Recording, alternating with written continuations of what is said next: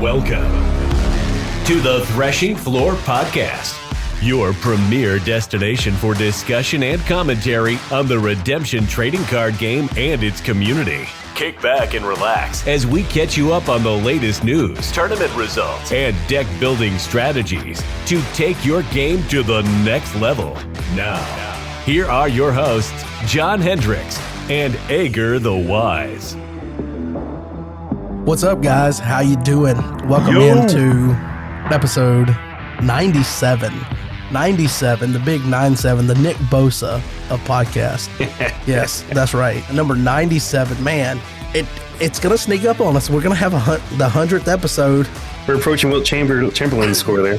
Dude, speaking of that, did you see? I heard about that. Bam, I heard it was nasty. Adebayo. I don't know how you say his last name. Bam. But yeah, 83 points. They were triple what a teaming time him. to be alive. Good grief. Never would have thought in today's game, even as bad as they foul and they call fouls, that you would have seen a big man be the one to hit. 43 field goals? Yeah. 43 field Like goals. you just think it's going to be a forward or a guard that shoots the lights out from three range and can drive He's to not the that basket. good. He's honestly, good. He's good. He's not that good, though. That good. That was unethical. Unethical. It's unethical what the NBA is allowing overall, but to allow that to continue throughout that entire game, woo. I'm just saying the point of the game is to win the game, and if you're getting triple team, you should pass it instead of scoring. Yeah. Although I tell you what, I did have fun watching Kobe that last game where he was like on two bad knees. Or Kobe's 81 was necessary for them to win. Like they got at the end, they got a bit of a lead, but like they didn't. Bam was just okay, yeah.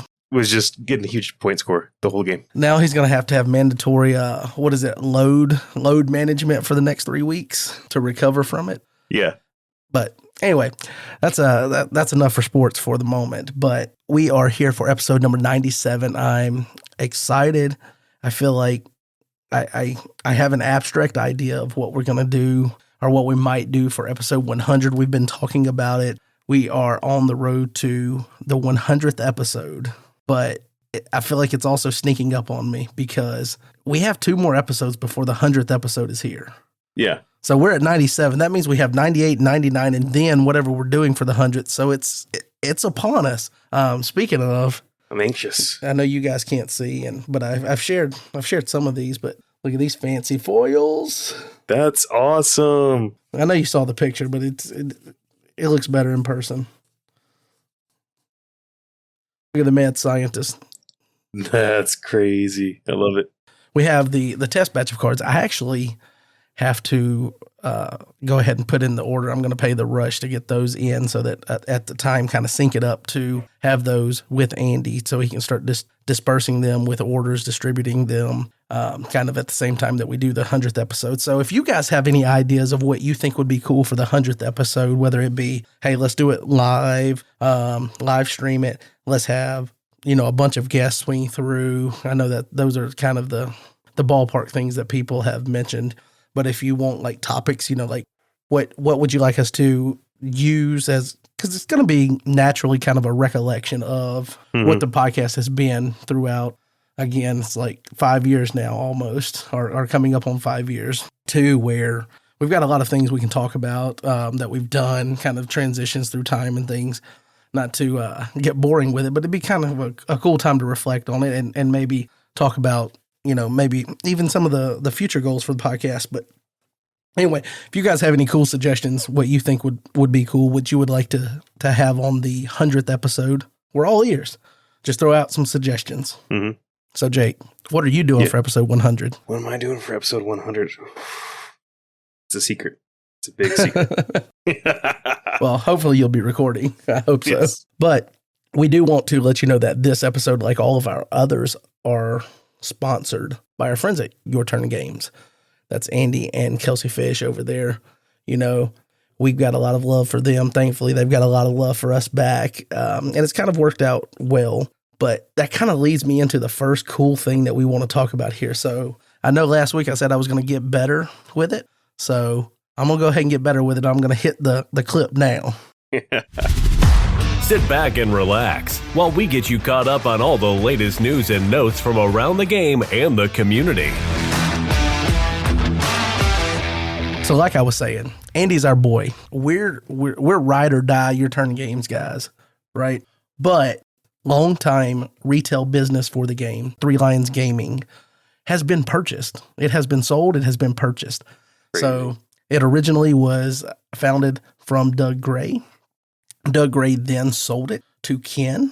And Doug Gray is the artist? Doug Gray, yes, he did. He worked for Cactus along with Rob. I forget what all his roles were, but he was involved in the game at a deep level early on and did a lot of artwork for the game. But he also had the secondary retail business of Three Lions Gaming.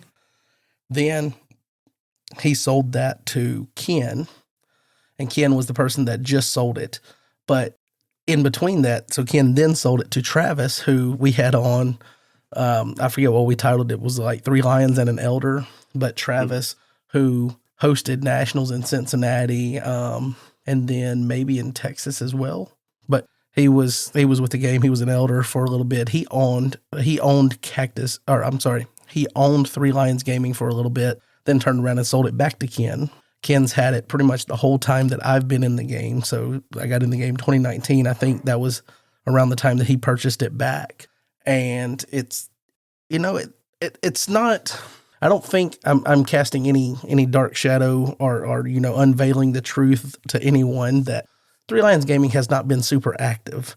Mm-hmm. Ken has, focused on other aspects of life and things, and it's not been a priority for him. It's kind of been a secondary thing, but now he has sold it, and it was purchased by Charles, who is Chaz, or he was Chazmanian Devil, but now I believe his Discord name is Charles in Charge.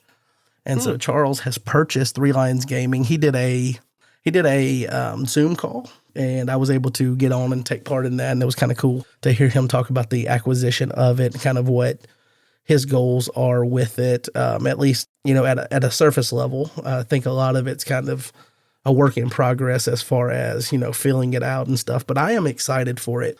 As much as, like I say, that Andy is like our ride or die secondary market guy sponsoring the podcast, love him. I do think that there is benefit to potentially the retail side of the game, seeing, another person's perspective and how they could, come in. And at the end of the day, even if they just turn into, it's not going to happen, but even if they turn into like bitter rivals and they were just throwing haymakers at each other, like, I'm coming out with this product, I'm coming out with this product, I'm selling this prepackaged deck, I'm selling this. At the end of the day, we as customers and players of the game and needing supplies and things, we just benefit from it. But I do think it'll be a healthy and cordial relationship between them, knowing the two guys involved. But I'm excited for what could come of that, and seeing another active retailer with the game is going to be kind of cool to watch the glow up, I believe, because I think a lot of it is, I think Charles has a very good grasp of what it is, and it's kind of like when John Early took over Covenant Games. There's a lot of old product. There's a lot of nostalgic products. There's not necessarily a lot of vibrant, like, you want to buy these things right now. So I think he was very upfront with kind of the turnover of old inventory and things. But I guess that kind of segues me into, and if you've already seen the title of this and maybe read the description, you kind of already know what's coming. So, we got to do it, Jake. We got to come up with a soundbite for breaking down that fourth wall. Like, we hate the fourth wall, so we will eradicate it right here. Oh, yeah.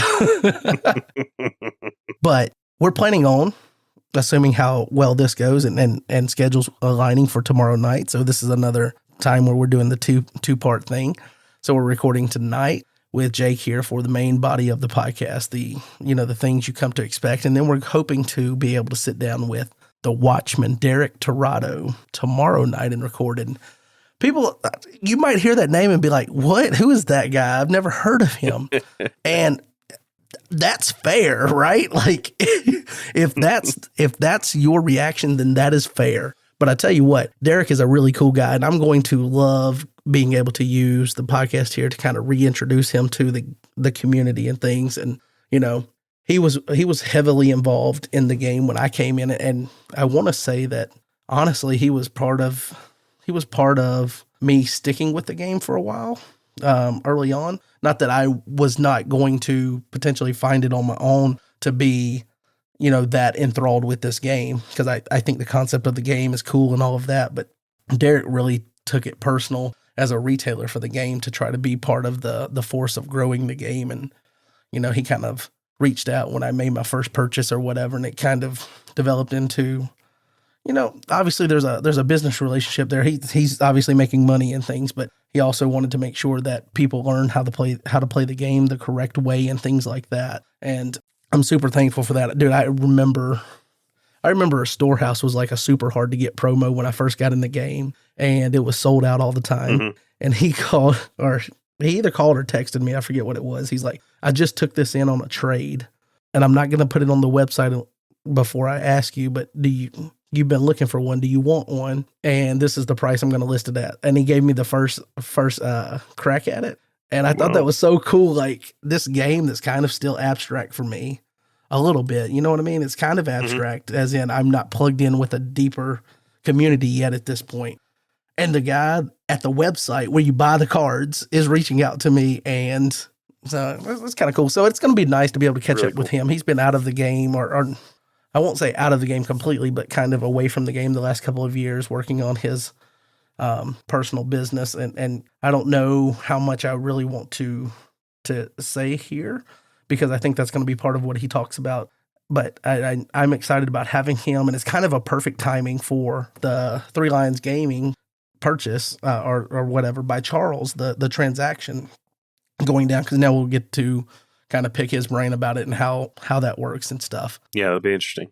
Yeah. He was originally on the first episode of the podcast, and I believe he was on the second episode. It's been so long, but I'm 99% sure he was on those first two episodes, and then later on, we had an episode dedicated to the retail side of Redemption. So even though he hasn't been on in forever, he's kind of a multi-time guest, and it'll be nice to kind of rekindle the flame of friendship here on the podcast. And I have no idea what all we're going to get into talking about. I still got to build that outline for that interview. Exactly. That's the pros of the fourth wall being broke down. So we'll see what all we get into, but that's going to be coming up later on for you on this recording. But we've got that other big news. I'm just going to let you, because I know how excited you are about this thing, and just go ahead and tell the people about the ccg.app website. Oh man, I mean, we talked about it last time, and we're like, what would you change about it? And I was like, oh, this, and he added the same things. And we were like, come on, like, before I could edit the podcast, he had already done it. So exactly, maybe I am a wizard. Exactly. They shot my letter down, but I'm finding my way back to Hogwarts. I fire this thing up, and it is smooth. It is awesome. It's amazing. Like, seriously, like, not only is like the site still awesome, like just the fact that it lays out everything, artifacts, dominance, evil characters. It's a perfect way to display it. Like, I remember, like, I told people, like, oh, you to display your deck, go to Lackey, you do view tiled, you take a big screenshot. It's ugly, but it's the best way to do it without spending time organizing everything yourself. Like, this is so much better. And so the site's already amazing on its own. But then he adds the practice button, and this thing is beautiful. Like, seriously, really cool. Honestly, take off the fan thing. Just leave it unfanned the whole time. I like that better. But I know that's a personal decision for Tim. But like, this thing is fantastic. Like, it's smoother than Lackey. This is better to goldfish in than Lackey is. And it feels more personal, just because we know the guy that created it as opposed to, I think Lackey has been a great tool for the game, but like the guy that developed it and created it, no, I don't think anyone can really get in touch with him or anything. So it automatically places the souls in the land of bondage. Like, its search functions so much easier because you actually get to search. Like, you actually get to type things in. You can search. A thing I just found out today, like, you can switch to the brigade, and type in like silver. And it'll actually show you everything that technically counts, even if you're not thinking about it. Like, oh, I'm looking for a silver enhancement or silver hero. It also includes silver sights, and you're like, oh, I forgot about that. It can get silver sights. Like, if you actually play goldfish through this thing, you might find things that you didn't expect to find and be like, oh, whoa, I didn't actually realize I could grab this card off it. Like, if I could grab an evil character, but that's also a hero. Like, you're going to find a bunch of these things if you do the search function. If you type out what literally the card it asks you to get, and you see, oh, I didn't realize I could actually select that with this card. Like, it'll make you a better player if you use this practice tool. So I don't know. That should be the tagline for it. RedemptionCCG.app. It will make you a better player. Honestly, like I'm serious. Like it'll make you a better player if you use this land of bondage thing. Like automatically put the souls out. Like I press the button like for Lackey. Just to be clear, like you load up a deck, you have to draw 8, blah blah. Then you have to move the souls in. Then you gotta redraw the cards. You're like, oh, I drew an extra card. I need to put that back. Like a bunch of weird stuff, right? Like. And then to restart the game, you either like go back to a save game file or you drag everything back in your deck and you shuffle it. Like, oh wait, I put a card from the reserve in there. Okay, like it is so much nicer just to do it like this. This thing. I mean, you can burn through what an opening hand looks like on any deck. You can get probably 20 opening hands and get a look at what the start of the game could look like. You just press new game, in like new game, 12 new seconds. Game. Yes. I've spammed it a few times. I'm not going to lie. Yeah, seriously, I'm doing it right now. New game. Dude, like, this is fantastic. I am stoked about it. I love everything about it. I do, like, obviously, with anything, there's going to be things that can be improved upon. You know, like one of the first things I reached out to him once he did the play button, I felt kind of bad. I was like, I don't mean to be that guy, but when I type search, can it just default to name or something? And he ended up finding a cool way to take what I was saying and make it more, because now it doesn't default to name, but you can start typing a name and it will bring that up, or you can select like specific card types and things, which is really cool. The thing where he's intertwined it with your turn games to where you can see the cost of cards and things and price things out. That's super cool. Yeah. Yes. And he mentioned today on Discord that it is on his roadmap for potentially bringing in like collection status or whatever. So maybe being able to keep up with your collection through the app so that you can know how many of each copy of cards and things. I don't know. That's insane. I don't, for me personally, I feel like that's getting a little too involved. Maybe a little too granular, but I whatever. If that helps let other him people cook. out, John, don't let him cook. Let him cook. Let my boy Monkey cook. Dude, he'll get 100 in the game. He'll do it. So I'm excited about a lot of things, and I do have a curious mind about like how far we could take this. And, you know, like we've got this, and I don't know if like we're approaching kind of what his end goal with it is, or if he's got something crazy up his sleeve. You know how we could find out? How could we find out? We could find out by asking him. What? And we could ask him on episode 98 of the Threshing Floor podcast. Let's go. Because he is scheduled tentatively to join us to talk about the development of this and future plans, and let us pick his brain a little bit and maybe, you know, give him a bunch of ideas and extra work that he might not be thinking about yet. So we've got this episode, and then next episode, we're going to be talking to the man of the hour with the Redemption CCG app, and I'm excited about it. I'm also excited about what Renee's doing to try to get the Redemption Coliseum up and running to Renee's where looks really it's cool running too. More efficiently and with less bugs and things.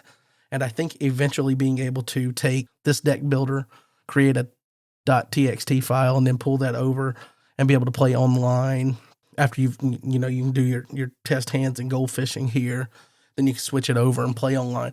I'm excited for like what online gaming for Redemption could look like in the future. It looks like with the efforts of a couple of individuals and, you know, maybe their own support ecosystem. I don't know who all's helping with each of the projects potentially or whatnot, but mainly driven by those two individuals.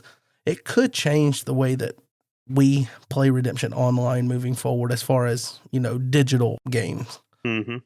Obviously, we still have online play where you actually are using over either Zoom or Discord, where you play in the unofficial Zoom Discord Invitational with the cards, the paper cards. And then you have a man that we're going to talk to later, Derek Tirado, affectionately known as the Watchman, former owner of Your Turn Games. He is also the official Cactus sanctioned online host for the online local tournaments, which is a local level tournament. What is the abbreviation of Cactus sanctioned online host for the online local? What is it? How's it go? The Cactus sanctioned. I don't. That's it. Yes.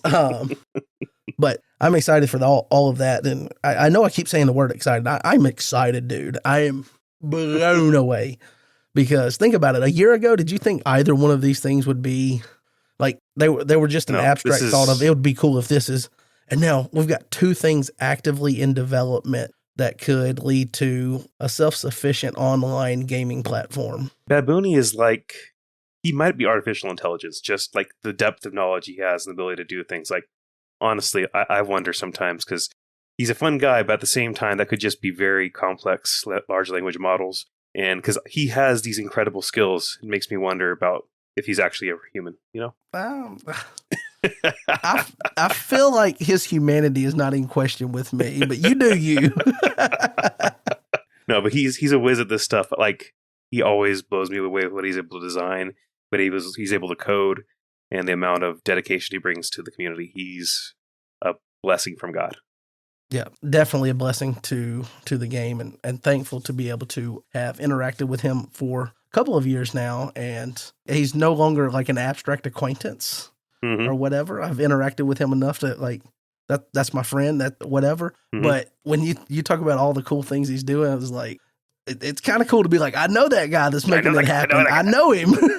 He's making it happen. I remember when he used to be in the Discord cooking with his little 100-card tinker decks, and now look at him. Look at him. But we won't get into the 100-card debate right here, right now. We'll do that later.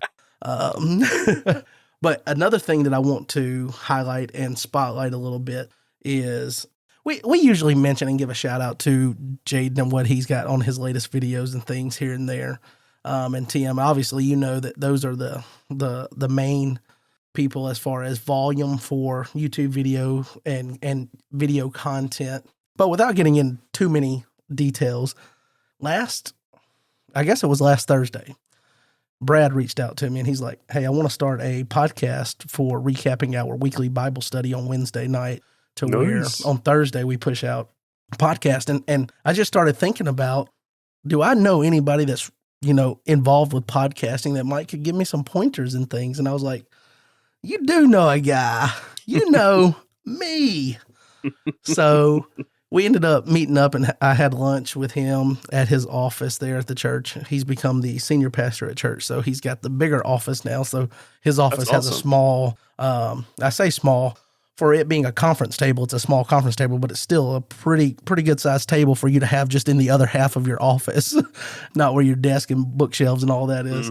So he's in there hanging out in the prime spot, and so we're just hanging out. We're talking about, catching up on life and things. And then we switch over and start talking about podcast.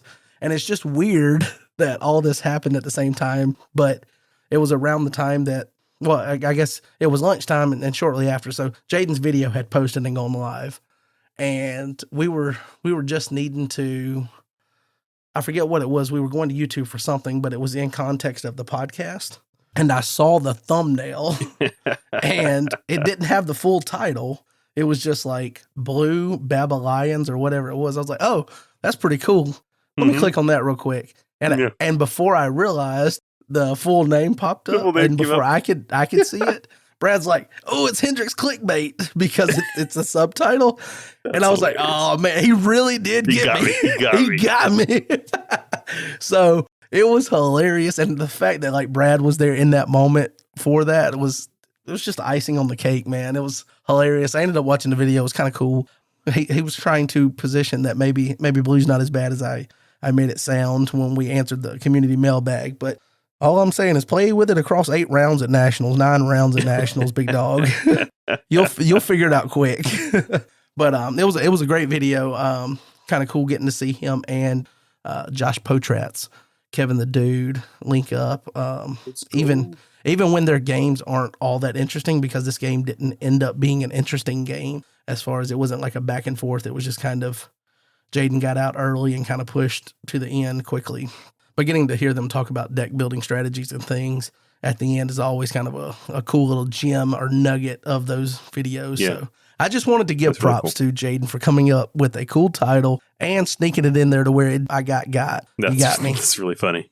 If he was going to put something that said Agur clickbait, what would it be? I don't know. Like, I don't think I have anything that's quite like as I feel targeted now, you know, exactly. like extra targeted. Yeah. But I mean, if the shoe fits, I gotta find another one so I can call them a pair. I don't think that's how the saying goes, but that's what we're gonna say today. That's what we'll say today. Yeah, so we've got that. We do have a little bit of spoiler-ish information. Dude, the community engagement on Chris's spoiler game or challenge has been kind of crazy. So we took one right answer we knew, which was Revelation of John, and now we're working on trying to figure out other ones. I think they've got about 5 of them figured out now, and dude, it's like everybody's coming together to try to get this. At some point, I felt like Chris was like in there trying to help them solve it, not realizing that he already had the answer. He like forgot he forgot he had the answer, and he was like engaging with the challenge to get there. And then Gabe and Marcus have jumped in too, so it's kind of all funny. These charts, this is funny, dude. And like, I've been busy with an inventory count at work this week, so I have not been able to put any kind of brain power towards. They're like, we could take this, and if we know this was wrong, but we put this as right, and then we can figure out this. And I was like, however you do it, big dog. I'm here for the end result, but I'm loving the journey too, as long as I can just grab a screenshot. Like Maxwell posted one, and Chris was like, you already guessed today. And I just reposted and said, this is my guess. If I can help out in that small way. That's funny. Because I don't think anybody could get it as wrong as I did. I think I had 3 correct when I guessed it. That's funny. It just screams that meme where they have the witness board up and all the strings are tied Oh, everywhere. yeah. It's Always Sunny. Exactly. Having to have a smoke. Exactly. Oh, that's hilarious. But they've been working on that, and we have been kind of promised a spoiler from each set. Whoa. There, if we get this knocked out and we figure it all out.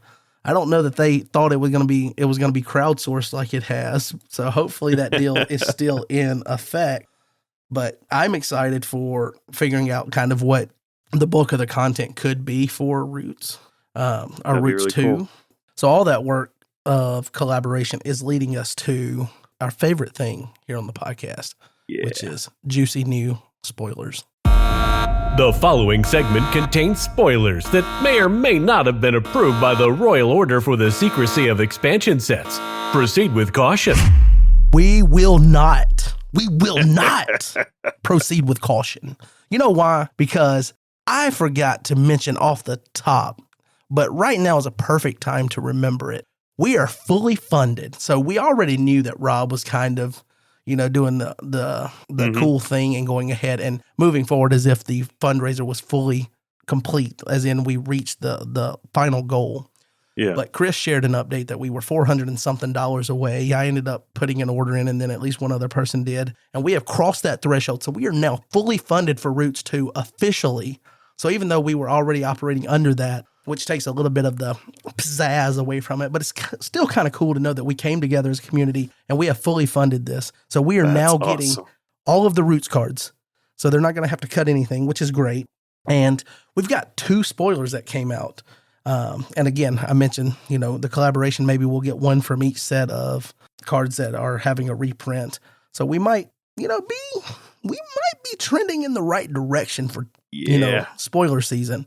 And someone recently mentioned that we needed to find out about some Nats promos as well. So maybe those are on the horizon. But right now we've got 2 of them. We've got a good, we've got an evil. Which one would you prefer? I'll let you pick which one you want to run over. I'm going to go for the good one here, just because we were talking about this earlier, and I thought I recognized the art. So let's check this out. 2/1 White Brigade Hero, Fearless Traveler. Generic involves music. You may underdeck up to 3 evil cards from hand to draw an equal number. Cannot be interrupted. Very cool. 2/1, great stats in terms of enhancement mobility, enhancement agility, and the ability to swap out evil cards when you're trying to dig deep for some offense. Really cool. CPI is really important on this type of thing because you don't want to undo you don't want it to be messy. Let's just leave that as it is. CBI. And the other thing is it's illustrated by John Martin. Yes. So fantastic. That also Righteous Seeker, illustrated by John Martin. In the same, he has a very. I saw as soon as I saw this art, I'm like, it's the same art as Righteous Seeker, the same artist, and it is John Martin. So yeah, and both cards are Psalms heroes, generic, symbolic, involves music. So very cool. I think this is a really cool card. Like, honestly, I feel like this is a little bit of a step up in power level on Roots cards. I don't think this card is going to be broken, but like, no, but I a think this is- modifier, obviously, Yeah. like you said, to keep the card clean, but a modifier on Roots cards. And this is almost like a word for word reprint type of thing. That's what Chris mentioned. But this is a super cool card for like draft and things, limited categories. You come across this, you get an initiative machine, but not just an initiative machine, but one that can potentially fish for other good cards. Yeah. And I think that's like, it's not blowing the doors off. Like you're like, oh man, I gotta have this card, but it's a cool card. And that's kind of the vibe that I think Roots cards, when Roots 1 was first put out in packs and people started getting the cards and they would read them and you'd be like, okay, obviously there's some that are much better than others, especially the ones that lean towards having more playability in the constructed categories. Like those naturally you say, oh, this is, like having that hopper in there or having Lost Souls. Exactly. Those Awesome. those are potentially meta relevant, not just meta relevant, but meta changing cards. Yeah, meta staples. Especially like Lost Souls when it first came on because of just the impact of like just Soul Drought does not exist as long as people are playing Old Testament Souls with that card. But I think that it's kind of a similar thought that people had reading a lot of those cards is like, oh, this is cool. Like there's Armor Bearer, for example, the purple warrior. Oh, may ban to an OT human warrior. Okay, cool. Yeah. Cannot be negated, I think, maybe, or something like that. Solid card. Not like blowing the doors off, but that's kind of where I expect Roots cards to be. Exactly. Somewhere in there. But the other card that we had is an evil card. It's a Crimson evil card. Yeah. Chris mentioned that this was one that he played a lot of the time with the old King Nebuchadnezzar that could add a Crimson card to battle. This is Desecrate the Temple, Crimson 3/3, negate a good card. All right. That's kind of like, useful. I don't want to get deep into like why a card is good as if I'm overselling it, but negate a good card is kind of cool because it's not negate a hero, negate an enhancement, negate a good card. So it's kind of a little bit more broad. And then you may discard a fortress, artifact, or dominant from a deck or territory. So you get to a broad negate, and then you get to either hit a fortress, an artifact, or dominant from where? Your deck, from their deck or territory. Yeah. This card's checking a lot of boxes of like cool things it can do. And, it's worth kind of just throwing into a Crimson deck, potentially. You've got a negate. If you're going to play another negate, why wouldn't you want one that can potentially go get a good dominant? Or actually, I mean, I guess it can be any dominant. It doesn't say it's good or whatever. So it can hit whatever alignment dominant in deck. I feel like this is kind of cool. No, this can hit Son of God. This can hit the Second Coming. That's the thing. Like, this thing is a huge swing in terms of like how good it could be. Like, just negating a card if they have territory protection, negate a good card and discard a storehouse. They're probably just going to negate it back. So like you kind of really want to like negate a good card, blow up Son of God, and then somehow end the battle before they get a chance to negate it. So like there's a big swing on this card. Like, it doesn't have any modifiers, so it's not amazing, but the fact that you might be able to steal one of their free rescues. You come out with huge. Moss. Listen to me. You come out with Moss. Exactly. Okay. You're protecting Lost Souls already. You get initiative. You play this and you maintain initiative, and then you still die. Think about just that's only against an unsuspecting player or someone that doesn't have the resources built into their deck. Could you do that? But think about it. Those two cards are going to be in Roots packs. You could potentially put that together in limited category. That is a strong. Depending on, like, I don't know how many dominants are going to be in limited categories and things, but like booster specifically. But I mean, you got with sealed deck, or I mean, if you pull that off in constructed play, that's a pretty like, think about it. Two measly Roots cards comes in. I'm stopping your rescue. All the things that you've done on this rescue are for naught because I'm protecting Lost Souls. If you can't negate it, then I'm going to play this. I'm going to get to negate and make you put some hero stuff back potentially. And before you get to answer that, I'm going to get rid of a dominant from your deck. I potentially still maintain numbers and I just choose to die. Yeah. Think about the negative impact of you pushing that rescue and that happening. Yeah, like there's definitely a lot more power, like potential power in this than a lot of Roots cards. So again, like I'm not going to call this premium, but like I could see this being not only good and limited, it's but fun. like The I fun could is see, premium. Yes. I could see being used in a deck for real, but it's just got to be, you got to have that in mind that this is not no modifiers. You just got to be very sneaky with this. So Yeah. I can see this being used for sure. Not to oversell it, like I said, but I think it's cool. So I think that's going to move us into, let's go over, I think I kind of maybe messed up a little bit. Maybe I jumped the gun a little bit with the spoilers because I do want to make sure we mention the upcoming tournaments.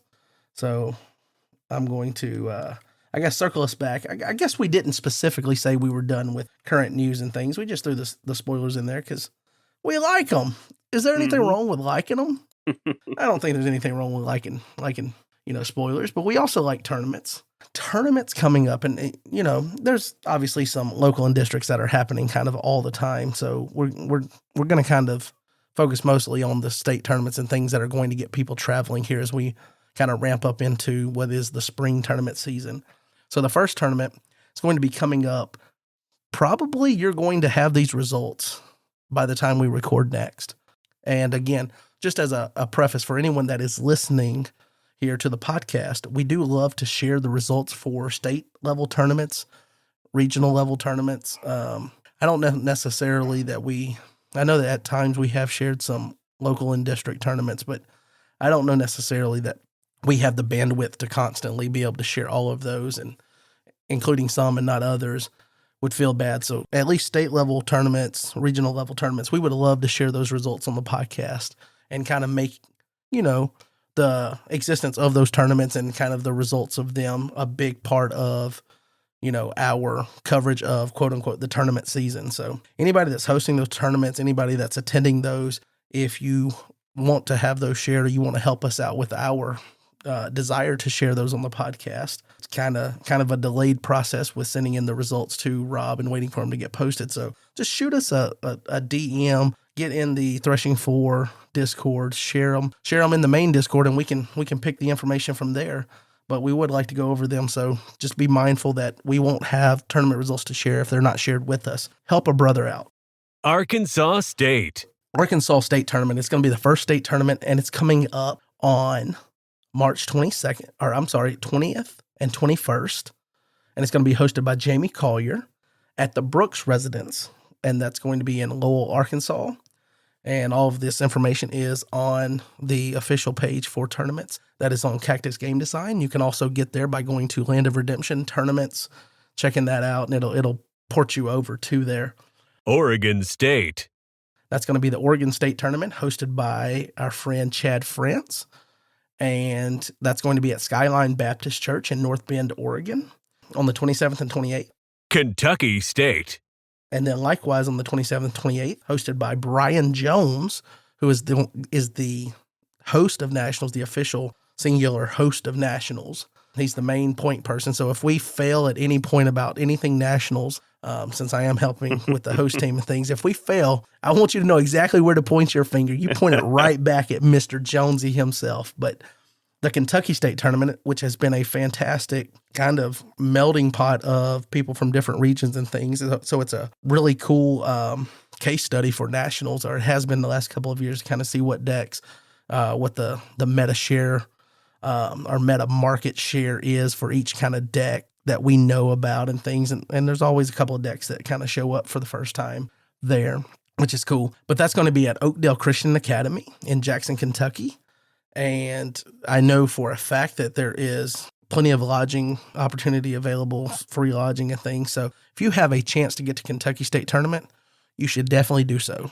Not to knock any of these other tournaments or anything. I'm definitely not doing that. But I feel like Kentucky is kind of, because we come up from the Southeast region. There's the East Central region it's at, the North Central region. I feel like it's within a handful of hours for a whole host of people and Redemption players to travel to, as opposed to being one that requires a lot of travel and not necessarily centralized between groups or anything. So I think that's kind of what creates that blend of getting all those players there and active. So it's kind of cool. But across all three of those tournaments, so the Arkansas State Tournament, the Oregon State Tournament, the Kentucky State Tournament, I believe that all of those are going to kind of, first of all, I'm already ramped up. I'm amped up for tournament season. I don't know if it's come across the last couple of times we've recorded, but I am super pumped for it. But getting to get some of those results in is going to be huge. And then, right after that, we've already got the next round of tournaments in April starting to take shape. I'm hoping to host the Alabama State Tournament there, the New York State Tournament, the California State Tournament. Those are all there. The Northwest Regional Tournament is in April. So if you don't buy your ticket and get on the bus right now, or the train, should I say, the hype train's going to run you over and you're never going to see it coming. So right now is the time to get with it. Get on board. Get on board. All gas and no brakes. You can't have the greatest nationals experience, which is what we're hoping people have this year, if you don't have the greatest tournament experience throughout the season. So it all starts with getting plugged in with your local group, starting the local group and all of that, and seeing how all of that compounds all the way up as the tournament levels build all the way to nationals. I'm excited. It's going to be awesome. Yes. So that's going to bring us to... And now, it's time to find out where the hottest players in the game stack up in this week's Power Rankings. This is the top 10 Redemption players right now, according to us. And so what we've got for you right here for the first time this season, okay, not the first time this season, we've got an empty promise.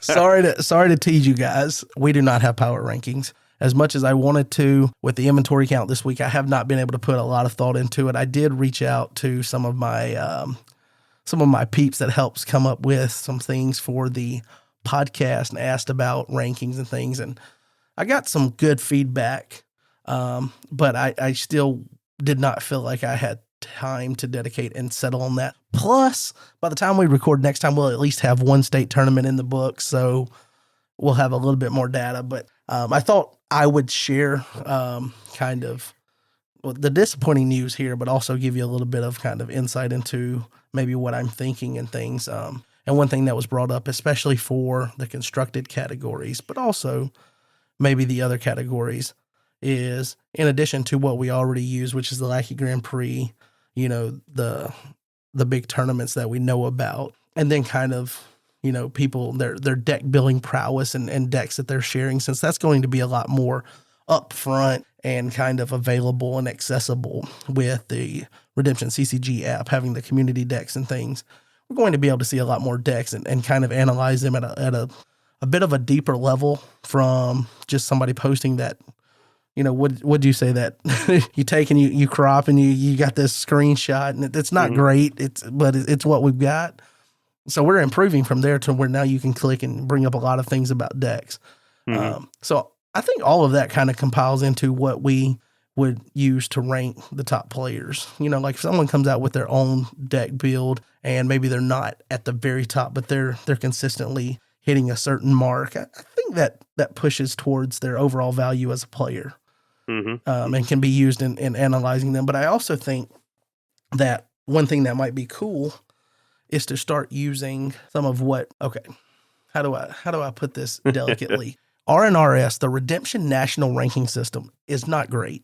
It's not. I feel like, and it's more of, it's limited in what information it can tell us because of how widespread players are for our game and how we don't necessarily have densely populated play groups and things. So a local tournament doesn't mean as much if 5 people show up as opposed to a 20-person local tournament, things like that. So RNRS points, you kind of have to wade in the water a little bit and see what information you want to glean from them. But it is kind of the official way to rank tournament play and tournament goers across the season by Cactus. And I think using that as part of the baseline as we move forward this season and start working on ranking players, I think using that in some capacity will be kind of cool. Plus, it doesn't immediately, I feel like we almost immediately shunned a lot of people previously that didn't play in the Lackey Grand Prix because the Lackey Grand Prix it's hip, it's happening, it's here. It's the cutting edge thing because you get to see it all the time with Redemption with Jaden videos, with Booney Tim's videos,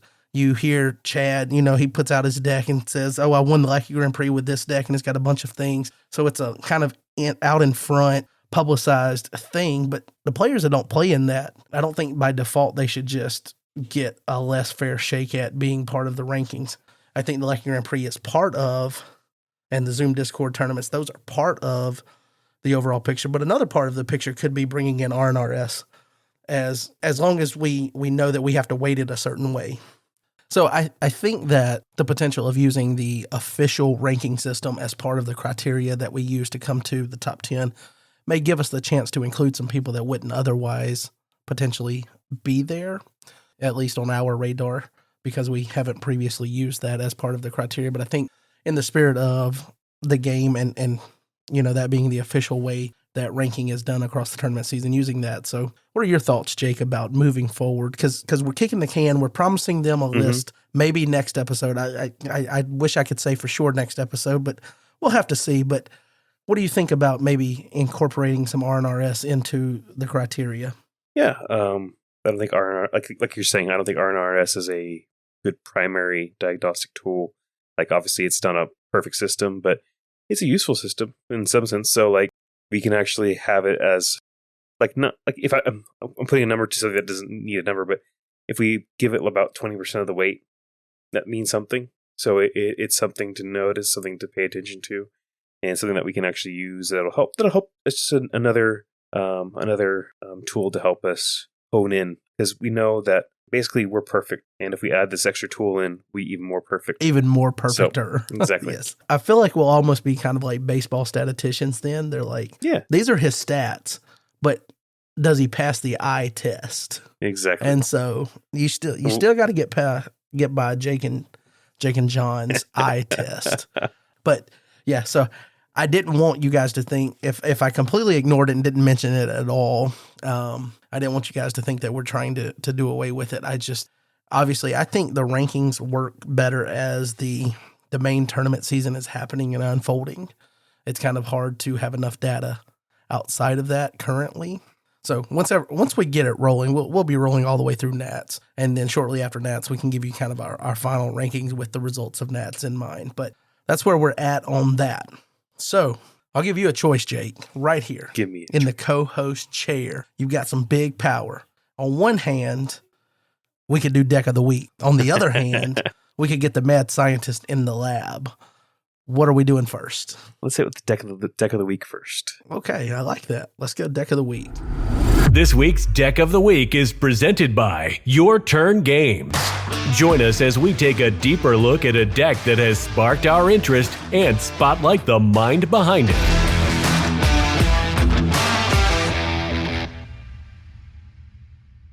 Yes, it's been a while since we got to use this, since we had a Deck of the Week, but we have one, and I'm excited for Deck of the Week moving forward. Even though, guys, a Deck of the Week, I had an unrealistic goal that we could record every week way back when. Okay, we know that's not going to happen. So it's Deck of the Week, the every other week, the month, the year, whatever it is. We're going to use this clip, and I don't want to hear no fussing about it. Okay, but sharing decks has gotten so much better, Jake. So much better. So much better. So I'm excited. I'm fired up about it, and I kicked this over to you, and I was like, in your infinite wisdom, can you just look through here and pick out what should be our Deck of the Week?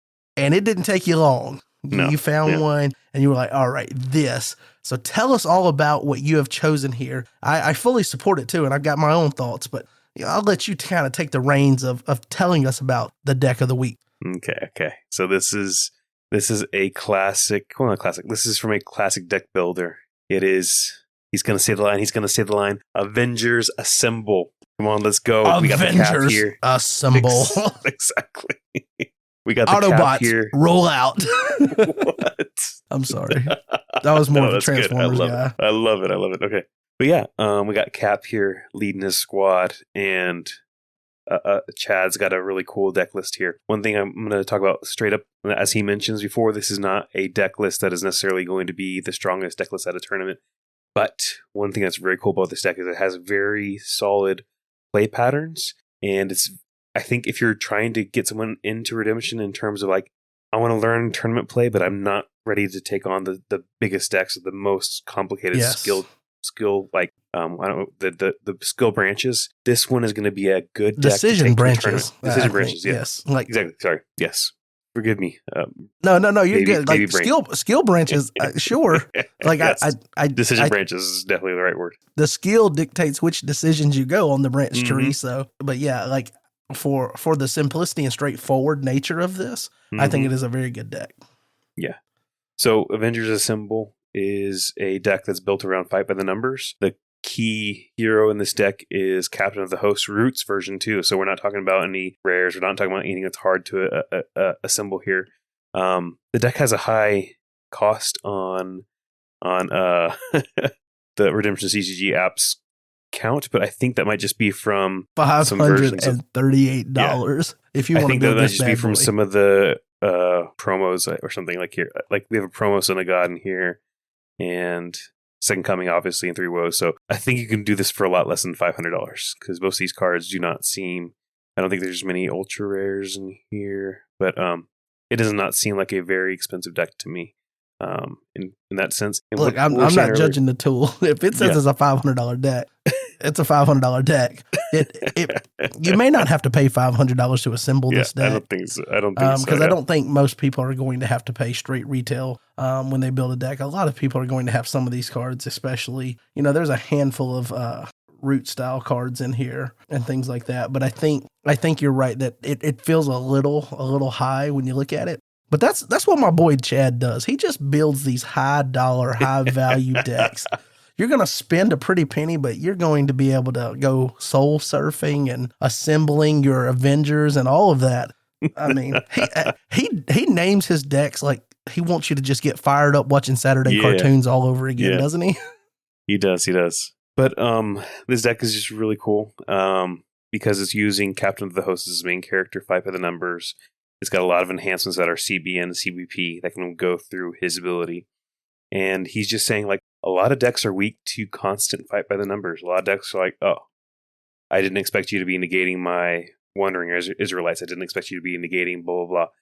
And he says, stick to single hero rescues a lot of times because a lot of people's CBN enhancements on defense are those scattered sheep type things where if you have multiple heroes in battle, it's CBN.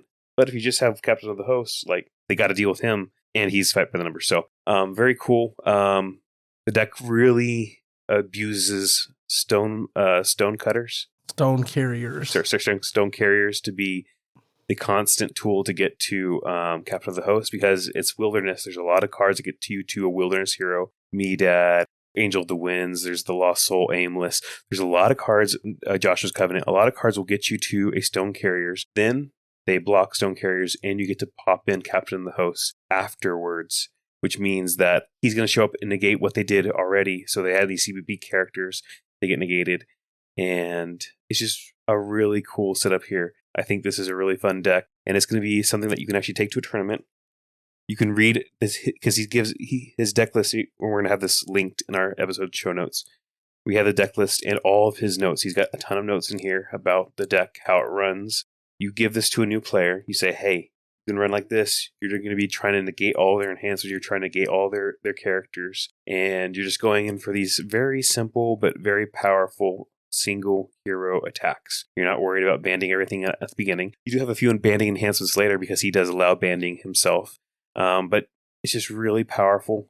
A lot of cards that'll work through negates set up prevents already. It's just really powerful. So the deck doesn't have a ton of speed. It's got Mayhem. It's got Crowd's Choice to help up the speed. But it's just very consistent at what it does. Opened a few hands. Always had a way to get to Captain of the Host turn 1 in each one of that open. I'm not saying that's going to happen literally every time, but Chad builds his deck with a lot of consistency. So I'm imagining it's going to happen like 99% of the time type thing, or at least 95, something like that.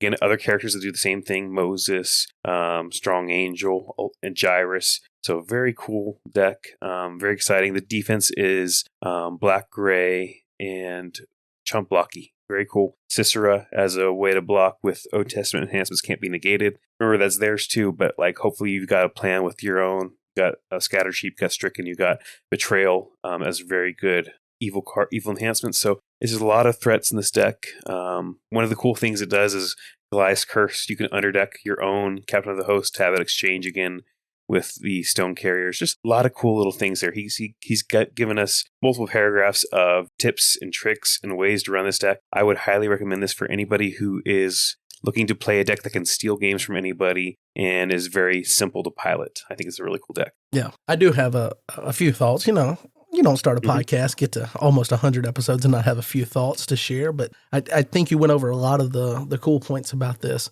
And I do think that this is a deck, and he mentioned that it's become kind of a favorite of some of his newer players in his play group and things. I think this is the type of deck that you can build and then you can just stash it. And if you have a new player or newer player, it's just a quality deck you could just pull out. I wouldn't expect this to go on a run and win a bunch of tournaments or anything like that consistently.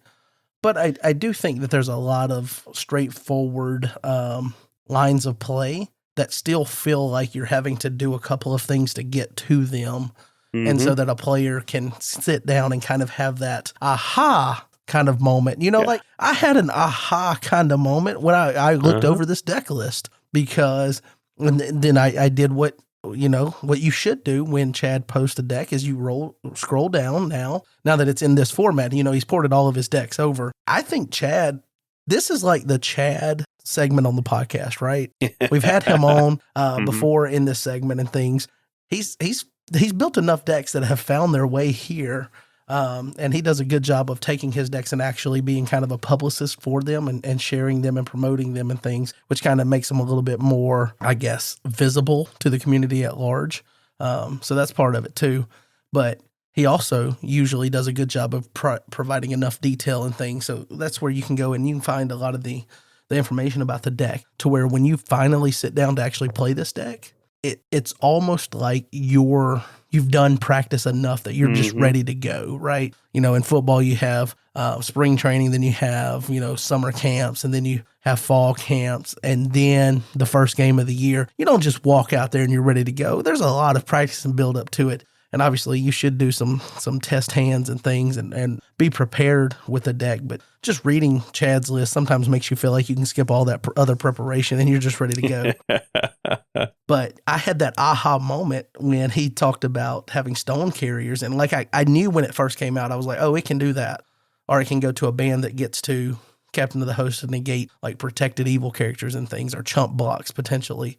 But like seeing that and thinking about that in the context of a new player sits down, okay, they're going to learn a valuable lesson in Redemption because Stone Carriers, they block with something that is a chump block. Okay. Well, before their moths can just die by the numbers or whatever. Oh, well, now my Stone Carrier gets to trigger and now I get to exchange and I get to bring out Captain who's going to negate that bad boy. Now, what are you playing?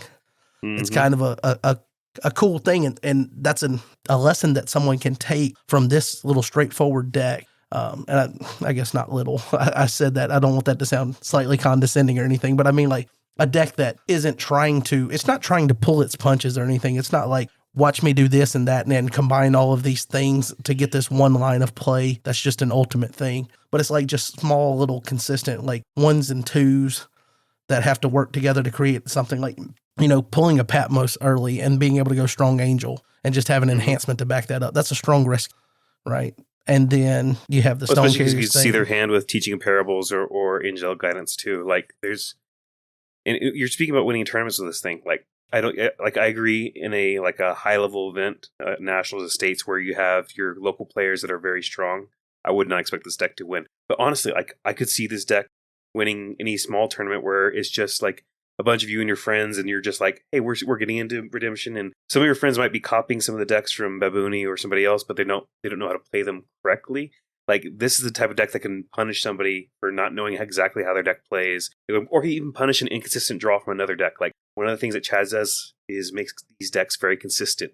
There's 8 ways to get to this card. There's 9 ways to get to this card. There's 8 things that interact with Matthew on turn 0 if they're trying to like hit you with a Matthew draw. Like, he has a lot of lines built into the deck already, and with his notes, you're got a leg up on anybody who does not have a solid grasp of what they're playing. Yep, definitely. And I think the fact that he's working directly with kids in his play group and his youth group, he's gotten enough refinement with all of these decks. So even though he's pumping out a lot of deck lists, he's getting to see, maybe it's not necessarily him getting the experience. Maybe he just builds it and he gets to see the kids, go through iterations with the deck and things as they play and stuff. He definitely brings the knowledge with the deck. And I think it's really cool. You mentioned we're going to put this down, have a link to the community deck page here for this deck in our episode notes in the description with the episodes.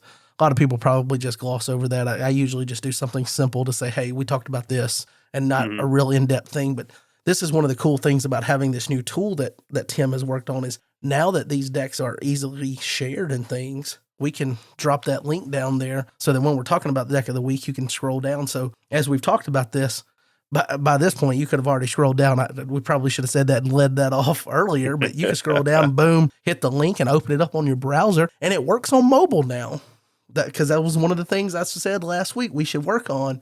And Tim was like, all right. And before I could even get the episode out, it was done. So you can go and check this out. But it's going to be really cool to be able to use that. And the community decks is going to make it so much easier for the visibility of decks and things. So we should be able to be very consistent when it comes to picking out decks of the week moving forward. And I'm excited about that. Very cool. And now, join us as we head into the design lab and brainstorm new card ideas with this week's Agur the Creator.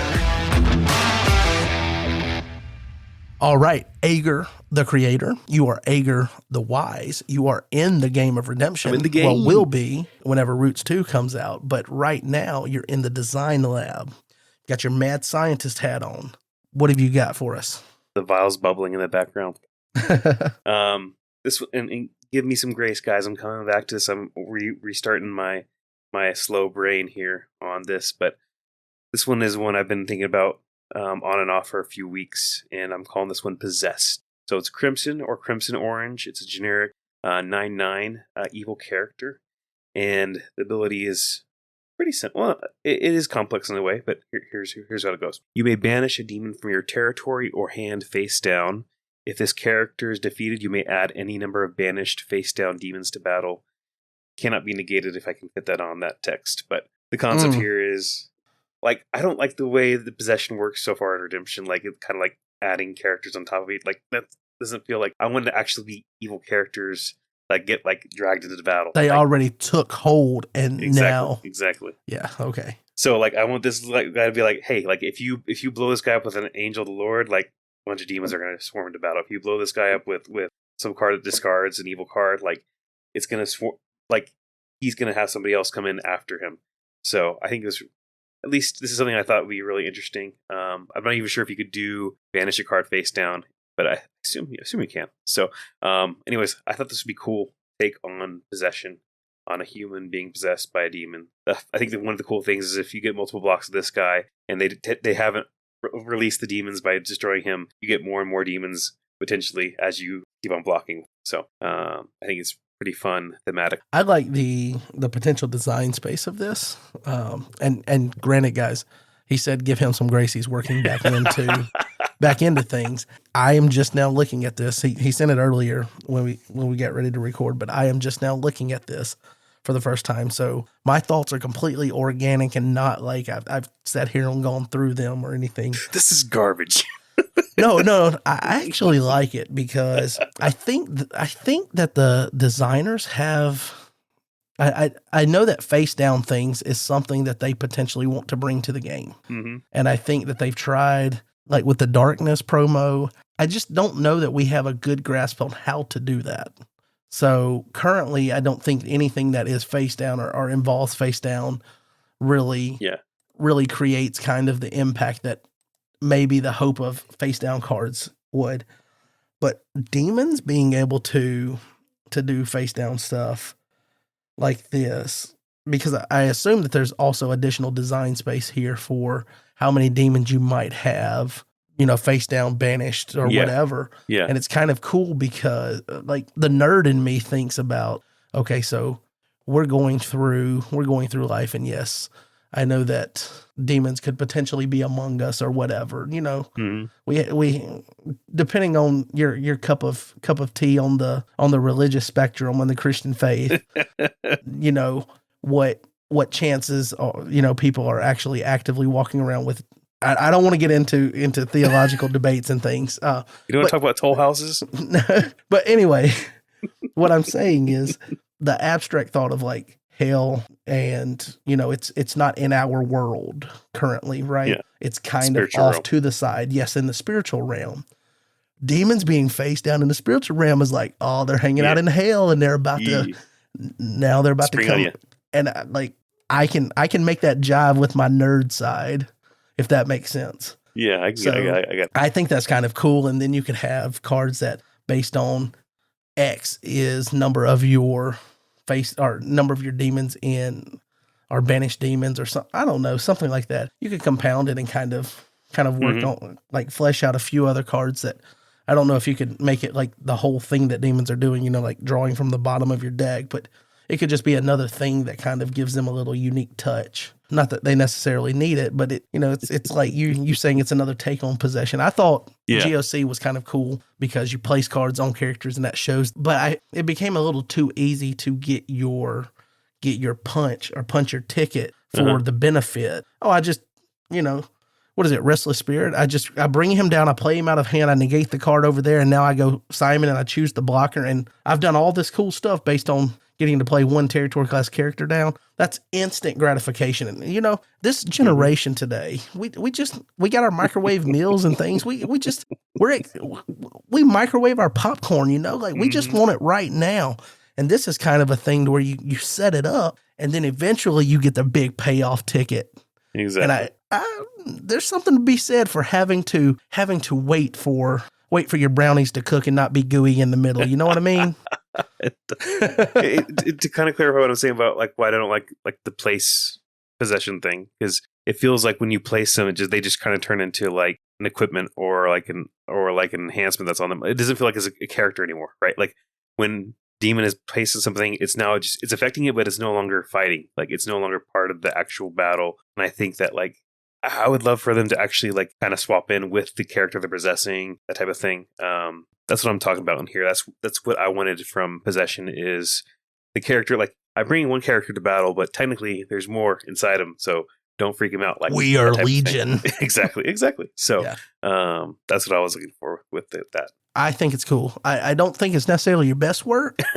So I'll say that, but really just to give you a little rib shot. So next time we record and we do the Agur the Creator section, maybe you'll come with some real impactful mad science. This one is a kind of a cool thing, but it's like for Jake coming off of like 7 months, 8 months of like whatever it is, I don't know, of not giving us a card design.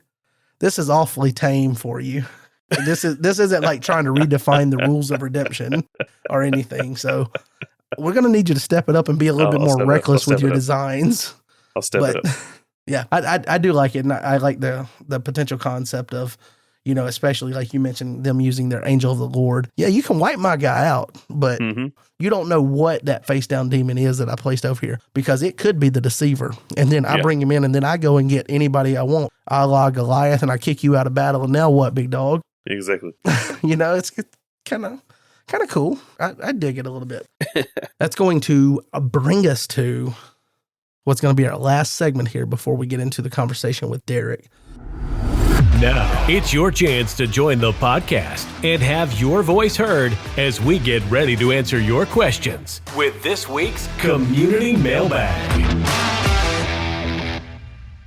That's right. It's the Community Mailbag, and this is a segment that we like doing here. We enjoy it because there's all kinds of branching potential conversation that is kind of more of a random grab bag of goodies here. But I did not push and try to get any new questions this week. And the reason is that I thought we potentially had enough from last time that we might would skip over it. I don't know. But we ended up getting a question from Mr. Benjamin Hull. And I think it's kind of a cool question. And it's one that potentially we can have branching conversations about taking it from different angles. But this is a very involved question, so I just wanted to share it here on this episode because it's one of those questions that it's thought-provoking. It makes you think about an abstract world of redemption. So Mr. Ben Hull said, what deck and strategy changes do you think would result from removing time limits for games at state, regional, and national tournaments? So what strategy changes, so how you play the game, and all the encompassing of how a game goes, how would that be affected at state, regional, and national tournaments if you took away time limits? And then he says, assuming that everyone had the time, willingness, and mental energy across 8-9 rounds at nationals, yes, for the change, what strategies, and he gave examples of D-heavy 100 card, could get a massive boost from the change? How would you personally tweak your playstyle? And then he says, though this is purely hypothetical, he's curious what we have to say. So I'll kick it over to you. So if you had no time limits, how would you adapt with your playstyle? And then also what strategies in the game, deck building strategies, different deck archetypes, what do you think would get the biggest boost from that? Yeah. So this is definitely a good question in that sense. Like he mentions in his question, the heavy 100 card decks, they all get a huge boost in a non-time limited format. We could even consider, I think, a deck like Flood Survivors potentially sees a lot more play in that type of scenario. Well, what define a lot? Maybe not. Maybe there's 2 people playing it. Well, yeah. I just know that there's a lot of strategies that require a lot of grindy offense work, and those strategies do not fly in high level tournaments where you need to hit your time. Just to clarify, to remember my first nationals redemption, I brought my Thieves Gold deck. It was very effective in terms of winning games. I won a lot of my games that first nationals, but I did not make top 8 because a lot of my wins were partial wins. You didn't make top 8 because I made top 8. Exactly. I beat you though, right? I'm not sure. No, that was somebody else. Yeah, we didn't play, unfortunately. I did play someone that was playing Samaritan, the gold and crimson, and they did beat me, and I was like, man, I don't like this because it can be oppressive if it gets going and you can't get out from under it. It's just you just sit there and wait till the inevitable end. Because it's a deck that could shift from a lot of it had a lot of dual alignment cards. It could shift some of its offensive power into defense to steady the game down, slow the game down, and then grind your opponent out. I remember I beat a lot of strong players. I beat Jay. I beat Kevin. I beat a lot of strong players that not Kevin, Josh, Kevin the dude. So I beat a lot of strong players in that, and I was like, oh, I'm gonna get top 8, and then I was like, no top 8 because I'm getting a lot of partial wins. And to be clear, partial wins are considerably worse than full wins. And if I remember correctly, 3 partial wins are equivalent to 2 full wins. And you're like, well, that's a big loss to your score when you're a whole round behind. If you've won the whole time through, but they're all partial wins, you're a whole round behind someone who had 2 full wins and a full loss. So sidebar real quick. Mm-hmm. Would you rather get a partial win or get a full loss and then have a easier next round and try to get that full win than to chain back-to-back partial wins? So for me personally, I would rather just get the partial win because I want to get my full. I don't believe in in a tournament setting. I don't want to be like, you don't want to game it. Exactly. And sometimes you can game the system, and then somebody else that gamed the system at the same time was doing the same thing. Now you're facing a harder player because they're like, oh, I'm going to try to do the same thing. I would just rather give my all. Go guns blazing. I don't want to. I would feel so bad if I tanked on purpose and then ran into somebody else. I don't have to worry about that because I can lose to anybody equally. I'm covered there. I was just curious because I know some people would be like, especially early on, you take that full loss and then you just move down and you're playing the middle of the pack versus being at that weird spot to where you're not middle of the pack, you're that next rung up, but not at the top because you have the partial wins or whatever. Yeah. But yeah, like this is a really good question. And honestly, it made me think of one thing because we're thinking about time limits. What if we move to a two, like in this world where time limits doesn't matter? What if we moved to 2 out of 3 redemption games? 4-hour matchups? Exactly. And we had, and hear me out here, sideboard too. Like not only just a reserve, but an actual sideboard. Like I would love that. I know it doesn't fit with time, but he's given me the out to talk about this. No time. I'm not on board. I do not approve of this. Sideboards, like you get to like make some modifications after that first game. I love making modifications to the deck. That's one of the things I don't like. One of the things I miss from Redemption is the fact that like the game takes so long, it's so complicated that you only get one game in. I would love like it would, I don't know how they could ever like a 2 out of 3 format. I would love that, but really cool question. As you said, D heavy honor cards get a massive change. Anything that wants to slow the game down a bit and make grinding out your offense is a lot better in a time unlimited deck. But tweaking playstyle, your playstyle should just fit with your deck still. I guess you could be a little less aggressive. Maybe at a tournament you have to be aggressive so you make sure you have a chance to get a full win. Maybe you can be more conservative and say, I don't need to, like, I'm not sure about this attack. And I don't need to make this attack to get a full win, so I'm going to wait till next turn to make the attack. So yeah, there's that. Those are my major thoughts. I don't know if I'm qualified to answer this question, right? Taking away time limits. If you did that, then I wouldn't have to feel so bad about what happened at Nationals this past year, maybe, because people would be well within their element to do that, depending on what the intent of this question is. And so I think it's really got to be like, we got to toss this back to Ben and say, hey, Ben, what are you meaning here? Do you mean we take away time constraints as far as you have 45 minutes to play? Or is it time constraints as in players can have free will to take as long as they need on their turn? That's a world I'd never want to get into, to where somebody sits there for 5 minutes wanting to decide, making a decision. So if we're talking about taking away just the hard time limit overall, but still keeping the quick decision making, like the pace of decision making that we should have in tournament games, I think if that's the case, I would not adjust anything. I would still want to play up to that tempo, to where I think, first of all, it makes me be a better player to be able to play in that tempo and that cadence and make those decisions quickly. But also, you get into that situation to where, it can be a little ticky-tack. You can be, oh, you're that guy. You can be that guy, or get put in that awkward position. But I think it also forces the player you're playing against to be at their best and be able to make those quick decisions and things. So if you are able to keep the tempo moving, and then you don't, it's a slippery slope here. You don't give that crazy amount of grace to where you're letting someone take forever. And then you end up with, you're not doing it intentionally to create a situation where they misplay and things. Like, that's just kind of the way the rules are. They're supposed to be playing up to this tempo. I think if you were to ever take that down, I think the game itself doesn't lend itself to that kind of gameplay, to where, you can take as long as you want to do your moves and things. I feel like that creates what would just be a negative play experience all around, because it would just be a sluggish game. Like, it would just be like, all right, come on. Imagine playing chess without the chess clock and somebody sitting over there for 4 minutes trying to figure out whether or not they have a move after you put them in check.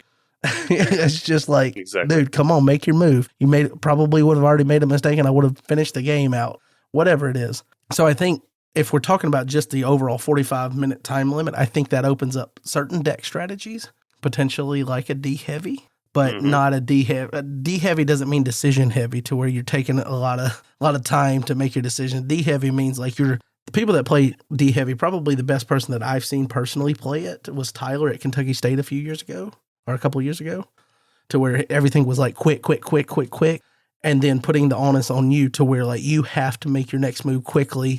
And playing D heavy as that player, that pilot, you already know you have to play up to tempo too, because you're playing a counter meta strategy that's going to make people think and things. So you already have to kind of hedge yourself against those reactions and things by playing up to speed yourself, so that you can make sure you get games in time, and also potentially have the time, once you've burned through their resources, to get to potentially your rescue options. As far as like timing goes, though, with 100 card decks in the card pool, I don't want to get back on this crazy train of thought, but it does not sound fun with 100 card decks running around to then take away time limits, because I feel like time limits is kind of a necessary like arch enemy to 100 card decks. Like if they can't get going and get to their win condition fast enough, they at least get punished by not getting full wins. And if you took that away, then 100 card decks then get to add another reason in the pro list for running them as opposed to it being a con. You wouldn't have to say, oh, well, you have to learn the deck inside and out so that you can play in tempo and up to speed in order to get to your win condition before 45 minutes runs out on the clock. Because of all the decision making, and you can even play a 100 card deck and be quick with your decision making, but just you have so many different options to do because you have so many more resources. And I know that there's only one territory class, there's a 4 activation limit and all of that, but you still just have so many resources. Every turn is one of those turns where you have a lot of things you can do potentially. Overall, it's a world that I don't really want to ever exist. So I can say that confidently, but I think it would open up some deck strategies. But I think overall, removing time restrictions, unless you created like an alternate format to where like it was built around longer games or something like that, I know this is all hypothetical to kind of see how we think. I think it's almost like a reverse psychology thing. Like this lets someone know how we feel about kind of the timing rules and their effectiveness or ineffectiveness and things, and how they maybe compress and restrict deck building or, deck construction, or whether or not we think that it even has any real impact on that. I definitely think it does have impact on that. And I think that any negative from time constraint as they are implemented now is definitely something I would rather live with than to completely take the wheels of time away. Yeah, the control aspect of that. If the game was more simplified to where you take away time constraints and you were able to reasonably within an hour get 2 out of 3 games, like you were talking about a 2 out of 3 format. Mm-hmm. But there's just so much complexity to the game from all the years of different people having, the card design capacity and building cards and things, and different mindsets on rulings and things, that where it's gotten too complex that I don't think we could ever break away and say, okay, well, you don't have to worry about time, just play the game. Because I think that in and of itself would create a toxic environment. All we need is a TARDIS. Timey-wimey, wibbly-wobbly. Like, just go have a time travel machine. Like, hey, we have the whole day to play Redemption because we can keep going back in time. If only we had that. Exactly. All right, well, Ben, I don't know if we answered your question how you would hope for it to be answered.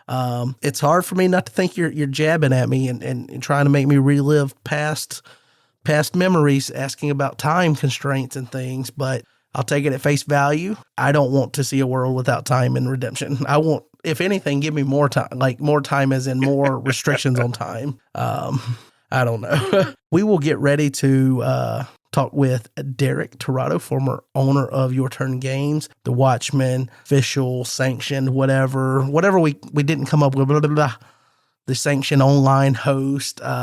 Get ready to get caught up with him. But first, we'll give you a word from the best retailer in the business. This episode of the Threshing Floor Podcast is brought to you by our friends at Your Turn Games. If you are in the market for singles or sealed product, you won't find a better selection anywhere else. They also feature some of the best custom products the game has to offer, with their selection of pre-built challenger and contender decks, along with their rotation grab bags. Visit yourturngames.biz for all your Redemption gaming needs. Now, back to the episode. All right, guys, welcome into a conversation with Mr. Former Your Turn Games, Mr. Watchman, Mr. Online Tournament Host, man of many hats, kind of stepping back into the game here recently. How you doing, Derek? Good. How are you? I'm doing fantastic. It's been a little while. Been a while. Yeah, you've been on the podcast a few times, but those few times were in the very early days. Mm-hmm. And we've we've stepped away a lot and we've come back, and now you're kind of doing that with the game of redemption a little bit. So Yeah. how's it been kind of getting back into the community feel and everything? Oh, it's I mean, it feels good, because it feels natural, feels like you're coming home. It's such a community where it does feel like home, that you're part of a family. And so no matter how much of a break you take from the game when you come back, it's always going to be kind of like you just stepped out for a while and then you're just back into what you were used to. So Yeah. that's one of the great things about this community, being small, is that it has that family feel. So it's been good. And but the break was good for it was like 2 years. I kind of really didn't do much, redemption wise. So didn't go to the national tournaments last year or 2024. So, but things have changed and kind of swinging back around a little bit more. I'm not like hot and heavy and crazy into it like I was maybe over the past few years. Of You're course, not quite not as having sweaty with it. yeah, exactly. But not having the business, of course, is a big factor because that kind of keeps you constantly engaged. You say that, and I guess that's a kind of a segue into one of our early talking points here, is that you don't have the business anymore, and that, referring to Your Turn Games, I kind of introduced you there as Mr. Former Your Turn Games. You're still involved with them a little bit, and we can talk about that. But you, best I can say from the outside, I don't know if that's 100% accurate, but part of selling that business was so that you could focus on your own, is it private investigation business? Yeah, well, actually, the funny thing about that is that was not at all on the radar when I was looking at selling Your Turn Games. That wasn't even in my mind. It literally didn't happen until probably, oh gosh, maybe a week after I sold it, that idea popped in my head, because I was actually done where I was. I was working for a bank doing like fraud and security for them. My post retirement from the police world job was that. And I just got so bored there. I just couldn't do it anymore after 2 years. And I just started looking at other things. That PI stood out as the most to kind of get me back into the investigations world. And then, like, lo and behold, a week after that, they announced the sale of the bank. So either way, there was big changes coming. But yeah, it was one of those things, man. And this is where I attribute it to the Lord's hand in my life, where in my family's life, where we just don't know what's going to happen, and Mhm. just to see the progression of things, where it goes from all of a sudden, I think I'm ready to sell Your Turn Games. Put out the announcement. Andy Fish bites on it right away. Mhm. Messages me like I see. literally I see what you minutes. did there. Andy Fish bites on it. Oh. I see what you did. Yeah, You reeled him in there. yeah. He took the bait. So yeah, but yeah. So like it just the way it all worked out was amazing. It was totally the timing of the Lord. And yeah, so it wasn't on the radar. And that's the coolest thing, was the sale helped, the income from that helped start my PI business. And the capital needed to kind of buy equipment and everything I needed to get started. So everything just worked out perfect, and to sustain me the first few months while I was building a client base. Is that still, like, you're still going well with Mhm. that?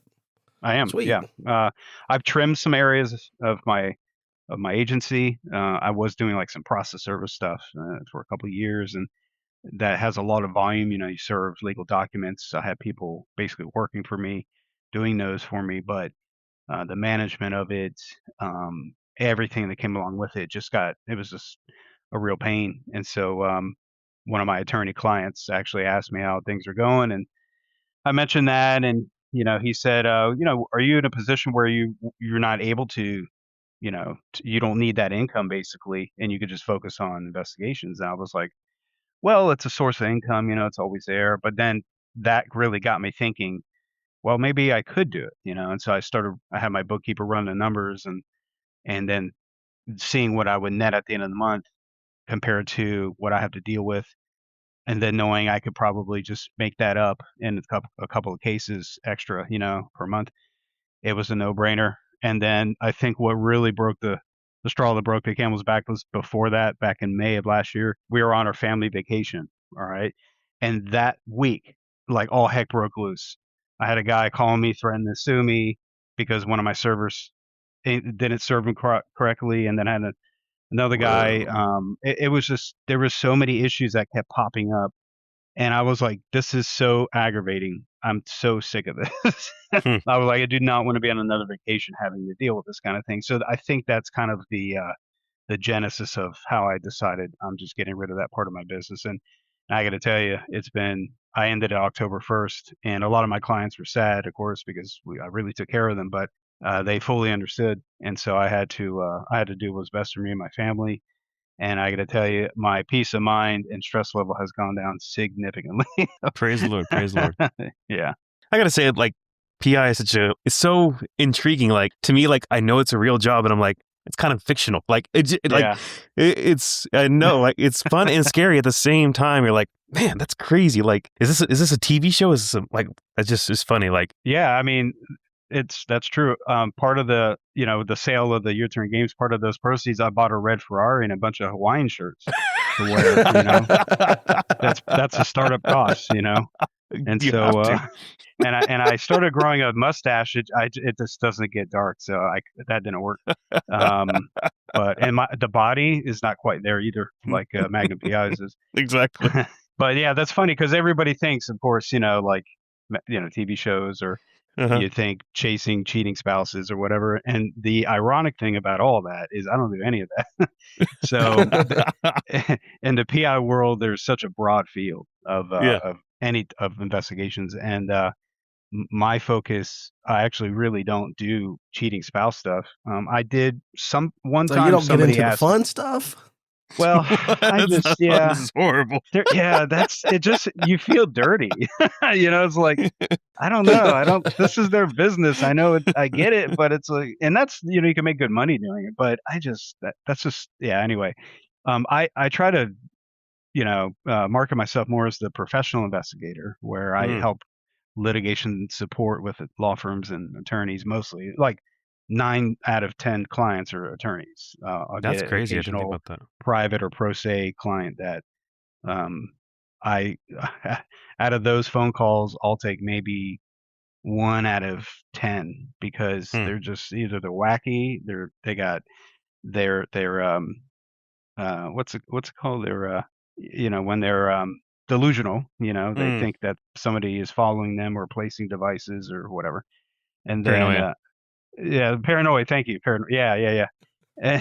And but then you get the others that you could tell everything seems legit. They actually have attorney involved, and they just need your help with this or that. And so, like, I just had that today. They needed 2 criminal histories done on 2 different people for a case related to child custody. Oh wow. So so I do that, and then I contract with a company that provides insurance investigations, and I get a lot of those cases or claims, and that's more voluminous, and that's pretty easy because you just go out and interview the insured for their claims and make sure there's everything's on the up and up, make sure there's the contractors that they involve are in the up and up. So it's kind of a wide variety for me, but at the same time I've kind of narrowed my net or my services. So I mainly just do criminal defense investigations, probate heir searches, locate heirs for probate cases and all that, and then civil litigation support, more like premises liability and just general civil case work, defamation cases, whatever. Boring and safe work. That's exactly right. Desk work. Yep, it is mostly desk work. I do. Any stakeouts ever? This guy's cheating on his insurance. Occasionally, I don't. Yeah, that's the thing is, I'll do a lot of interviews too. Like I'll go interview people in person. So that's kind of where I get most of my field work in. But I'll do other things like scene canvases for witnesses and or video. But yeah, the stakeout thing, I don't do too much of it. I really don't like surveillance. There's for a lot of reasons, and I just feel like it's just, I don't know. There's a safer element, of course, is doing desk work. But for me and the way my brain works, I enjoy that research and I enjoy interacting with people. I don't like sitting in the shadows and just creeping around on people. I'll do it if I have to. If I have a case where I have to kind of blend in and do what I have to do, and I've done all that before. I have covert cameras and stuff like that. What about drones? You got any good drones? You can use a drone for investigations in Florida. Really? Mm-hmm. That's amazing. Yeah. Always fun. All those So- every state's got its own little laws on that type of stuff. So that's cool. Yeah, you can do only for something like, if it's like a traffic crash where, you got to get an idea of the intersection, you can do that. But you that's really about it. You cannot really do for anything else, like spy on somebody in their house, see when they leave the house or something. You can't do that. So yeah, you cannot put GPS devices on people's cars, like trackers. You can't do that. So it's fine. You just have to get creative if you are into that surveillance world. But yeah, so I just do limited work on that. I'm glad that you're staying safe, and I'm glad that you're kind of self-aware of kind of what the people perceive. So if someone hears PI, as long as you know that they think you're sneaking around in the shadows, slapping things underneath people's cars to track them, you're like Spider-Man in those old cartoons, throwing that little tracker device and following them around to the bad guy's lair. Yeah. Like as soon as you say PI or private investigator, that's the image that comes to people's mind. It's not. That's right. It's not the safe job that you have. So maybe you should just lean into it and let people keep believing that. So maybe we should cut this conversation and just tell them you're a real radical PI and you can't talk anymore about the job. It's kind of like when you work for the FBI and stuff, you can't tell anything. That's right. It's too traumatic to talk about. I have too much PTSD. Yes. How has that affected kind of, because I know you're a big family man, so how has that affected and the business been able to work with your family? Oh, it's been great because, there really is nothing better.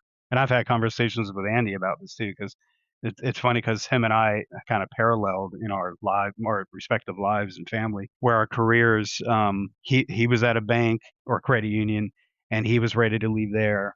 He had a little side business and then he was pastoring for a church and then he went full time there. And then he left the bank and I left the bank and he started a business. So we had a lot of parallels right at the same time. And so we got to talk about that. And one of the things that we discussed was, it would be very difficult for us to be able to go back into the work, into a 9 to 5 kind of job. And so, because you have so much freedom being self-employed and at least doing what we're doing. Now, if you're like a doctor or somebody who has to sit in a office all day like that, seeing patients, you're kind of stuck. But for us, we have way more liberty and we homeschool. So we have that freedom to kind of go and come and go as we please. My wife is not employed. She is about to be doing some as a director of this curriculum, and it's part of a community we have here. It's called Classical Conversations. It's a worldwide homeschool kind of curriculum, and they have different groups all over the place. And we're in the Gainesville area, so we go to that one and been a part of that for years. So we do that, and she's about to get some income from there, and give her a chance to kind of earn income doing that while still homeschooling. So we're just really blessed. And so with my business, it has afforded me the ability I work from home, and now that comes with its distractions. Okay. So we have little kids are always wanting to come in and show you this or say this or do that or cry about something. And so, you just have to take it, you have to it comes with the territory. But if I really want kids, I can't. I've got to put a tracker on this car. I'm stalking someone. Kids, I cannot do it. Flying my drone. It's funny because that's right, and it's funny because my kids will ask me.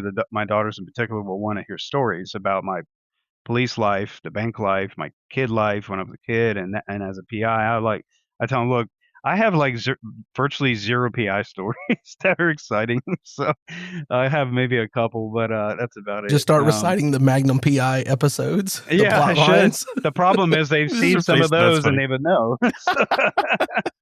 They were like, wait a minute, that was from Beverly Hills Cop 1, 2, 3.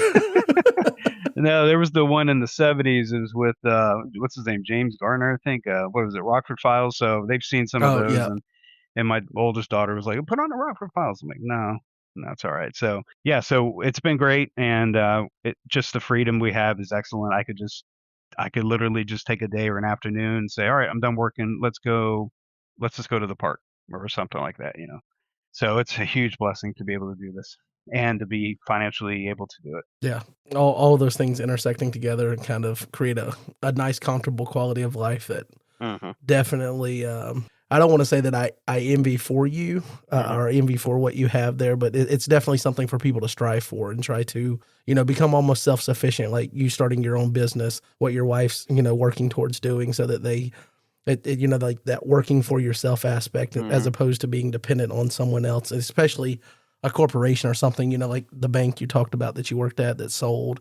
Things get sold all the time and then people have to shift their entire, livelihood around that and things like that. So being in control of that, I know my father-in-law, he owns his own, he's got a couple of different businesses he does and runs, and seeing that, I don't envy the work that it takes to maintain that, because what he does is very labor intensive at times. But definitely being able to control your own schedule, there's definitely validity to all of that. Mm-hmm. Absolutely. So I guess I had on here, I wanted to ask you kind of, you stepped away from the game, and I assumed that part of that was because you got busy with your business potentially. That's just leaning into it. That might not be true. You can tell me if I'm completely off base, but is the fact that you were able to kind of stop doing some of that more business of serving legal documents and things, did that free up time for you to get back into redemption? Or what was kind of, what was the thing that led you back to the game? I'm trying to remember. So I would say, to kind of touch on your first point there, I would say that, yes, I think for sure starting the business was a big factor in me stepping away, because, when you have a family and you're doing that and you're trying to learn a craft, while I had investigative experience as a detective when I was at the police department, this is a whole different kind of world where you have to learn, new angles and civil cases versus criminal, whatever.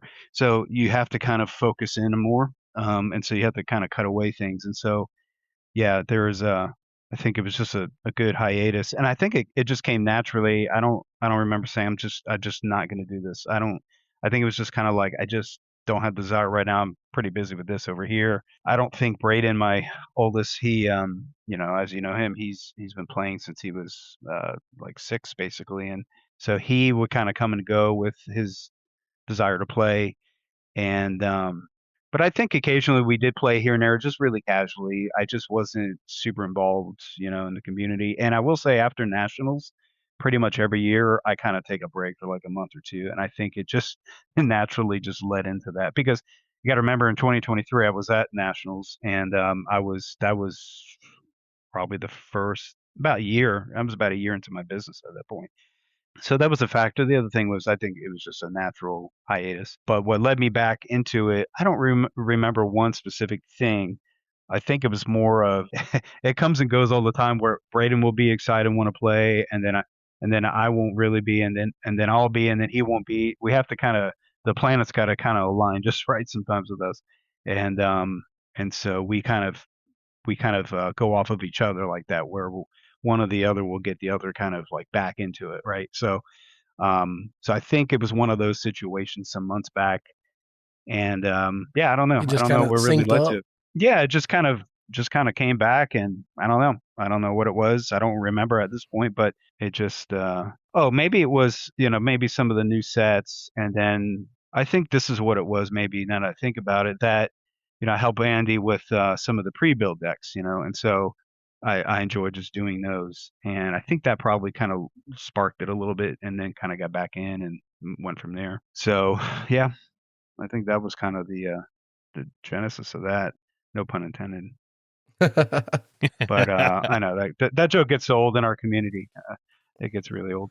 But anyway, yeah. So, and then now Braden's like super into it. He's in the Lackey Grand Prix. And the funny thing is, I just haven't played in like a few weeks. The desire hasn't been there too much. It's like, I got to find a deck I really like, and then it takes time to build a deck and make sure it does well. When you're family man, you got everything going on. It's like, oh, do I have time to devote to that? You should try Avengers Assemble. That was we spotlighted that for our We deck just of the did that. week. Oh, okay. Gotcha. It's one of the community decks It's that Chad's deck. Chad shared. Oh, really? It's a bunch of fight by the numbers. Well, it's funny that actually came up, because I remember it was, I don't know, some months back I created a fight by the numbers like offense, and was piloting that and seeing how that would do. And then I don't know, I kind of test things off Braden, and if he's like annihilating me, then I kind of get an idea of the deck's probably not that. He's gotten really good. Trust me, he's amazing. So he's really. It's if I can't beat him, I know I'm going to probably have some problems with obviously the super high level players at nationals or something. But for me though, I just like building my own deck, and I don't like kind of copying people. I don't like doing the flavor of the week. I get that the for sure. meta It's got to stuff. feel unique. Absolutely, just like you, John. You mentioned you like that Genesis stuff. And you know that it may not be the strongest, whatever, but you enjoy it. And for me, I have to enjoy the deck I'm playing, the offense and the defense, and because that to me is part of the experience. I had a theory though, and you tell me how off base this is, but I feel like there could be some validity to this theory. Is that about the time you stepped away was about the time that it was announced that they were getting rid of some brigades in the game, and you were big on your Red Warriors. And then they got rid of red. So can you confirm or deny that led to you putting the game away? Oh, no. No. I mean, I wasn't really happy per se, but I understood. I got it. I understood why they did that. And it makes sense that, yeah, it was kind of a niche brigade where it's really just focused on one type of, theme. And, now, I will say I wish they had not gotten rid of red, because red has been there since the beginning of the game. To me, I think they should have got rid of something like clay, okay? Because, and I think they should have made the clay stuff red. And here's my argument for that. So, the New Testament, like the disciples, right? They had the purple and clay. Well, my argument would be, well, why not make clay red, and red would represent the blood of the Lamb. They're regenerated, they're reborn, the New Testament side. Yeah, so martyrs. The clay, correct. Yeah. Exactly, blood of the martyrs. And going back, you can go back even to Old Testament. They have it assigned to Old Testament priests, which dealt with what? They constantly were killing things. Blood.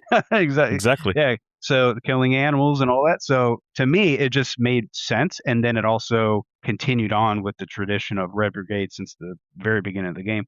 But that, I'm not an elder and whatever, so that's their decision. But to me, it made sense. But I think lineage makes sense to me. of I agree. Christ having all of the red to tie in the bloodline, I think that would have. I think honestly, if you look at it and analyze, I think as cool as that concept was, I think throwing red on all of those characters kind of gave such an influx of red all of a sudden, and then just dropped off. Yeah, like what can you do with red now that it's got all of these? It's almost a collection of things that didn't really fit in with what it was. So then it kind of muddied the waters. There we go. Now they're murky. They're muddy. Yes. Muddied the waters to where, like, what does red stand for now? Well, you've got warriors, and now you've got a bunch of old random characters that, well, not to disrespect them. Don't be in heaven and mad because I disrespected you here. But like characters that don't have any other tie to anything else in red except for the fact that they were in the bloodline. Right. And I think that also limited the potential to do that with, like, what you're talking about, having the red represent the blood in the New Testament. It's almost like they had to switch to a different brigade, and they chose clay for, the spirit working through and showing the meek side. And I thought it was kind of cool initially for LOC, but I also think it was kind of the undoing of red, putting it on every card. Or maybe it was the climax of red, right? Where everything pretty much had red on it in the whole set. Yeah. And, but the other thing too is, they got rid of teal. So, and that was a pretty obviously contemporary brigade. Only been around a few sets since Priest onward. And so with clay, it's kind of the same thing. In fact, it's even newer than teal. And they could have really cut their losses with clay and just went to red, and just made the Old Testament priest red, whatever. Again, these are just my own thoughts, whatever. But No, I like them though. I agree. Oh, thank you. I think red is. I opened up the original pack, not the original packs, but very, very early on in the game. Like, I think red is something that they should have held on to. It's a primary color too. I mean, how do you get rid of the primary color? And red, out of all colors in the New Testament and Old Testament, red blood. I mean, it's the entire theme of the Bible, right? It's without the shedding of blood, there's no remission of sin. I don't know. Just call me crazy. That's just my take on it. So, No, I agree. And when players open clay cards, they're like, "Is this pink?" With like, no, that's clay. Like, Is this exactly. it takes a little bit of extra like.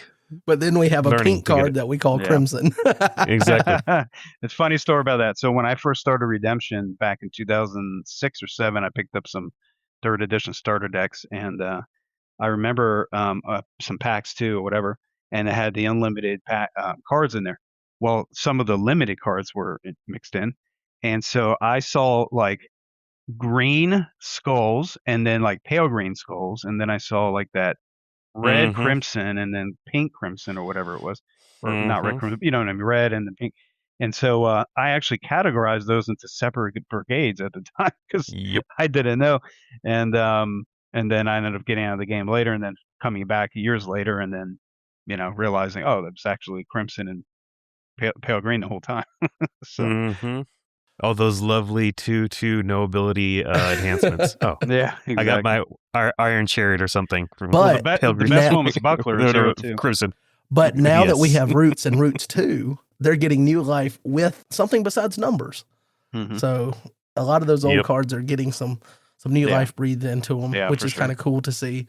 So even though they didn't keep red as a long-term thing, at least some of those nostalgic cards and titles and things and some of the artwork is getting repurposed and brought into the modern game. Right.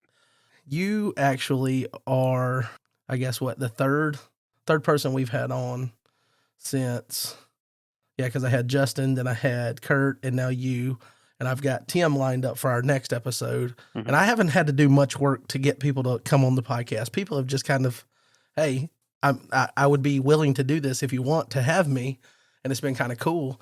So it's kind of cool that you reached out, and I'm pretty sure this news all came out after we had already arranged for you to come and join us on the podcast. But Three Lions Gaming has been sold.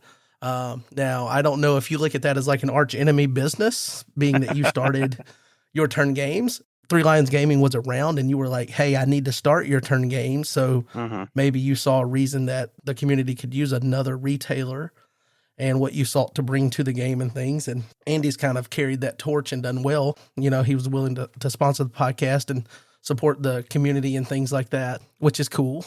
I don't know necessarily what really to make of Three Lions right now. It's going to be all kind of, even though Charles just bought it and it's got a history, it's going to be like, Charles is basically going to have to start from the ground up as far as building a rapport with customers and things. And I know people have ties to back when Three Lions Gaming was really active, but it's gone through a dormant period for a while. So what do you make? What is your expert analysis? If anybody's an expert on this, I think you would be it. What's your expert analysis on what this is, what this could mean for the community? And what about all the work that Charles has in front of him?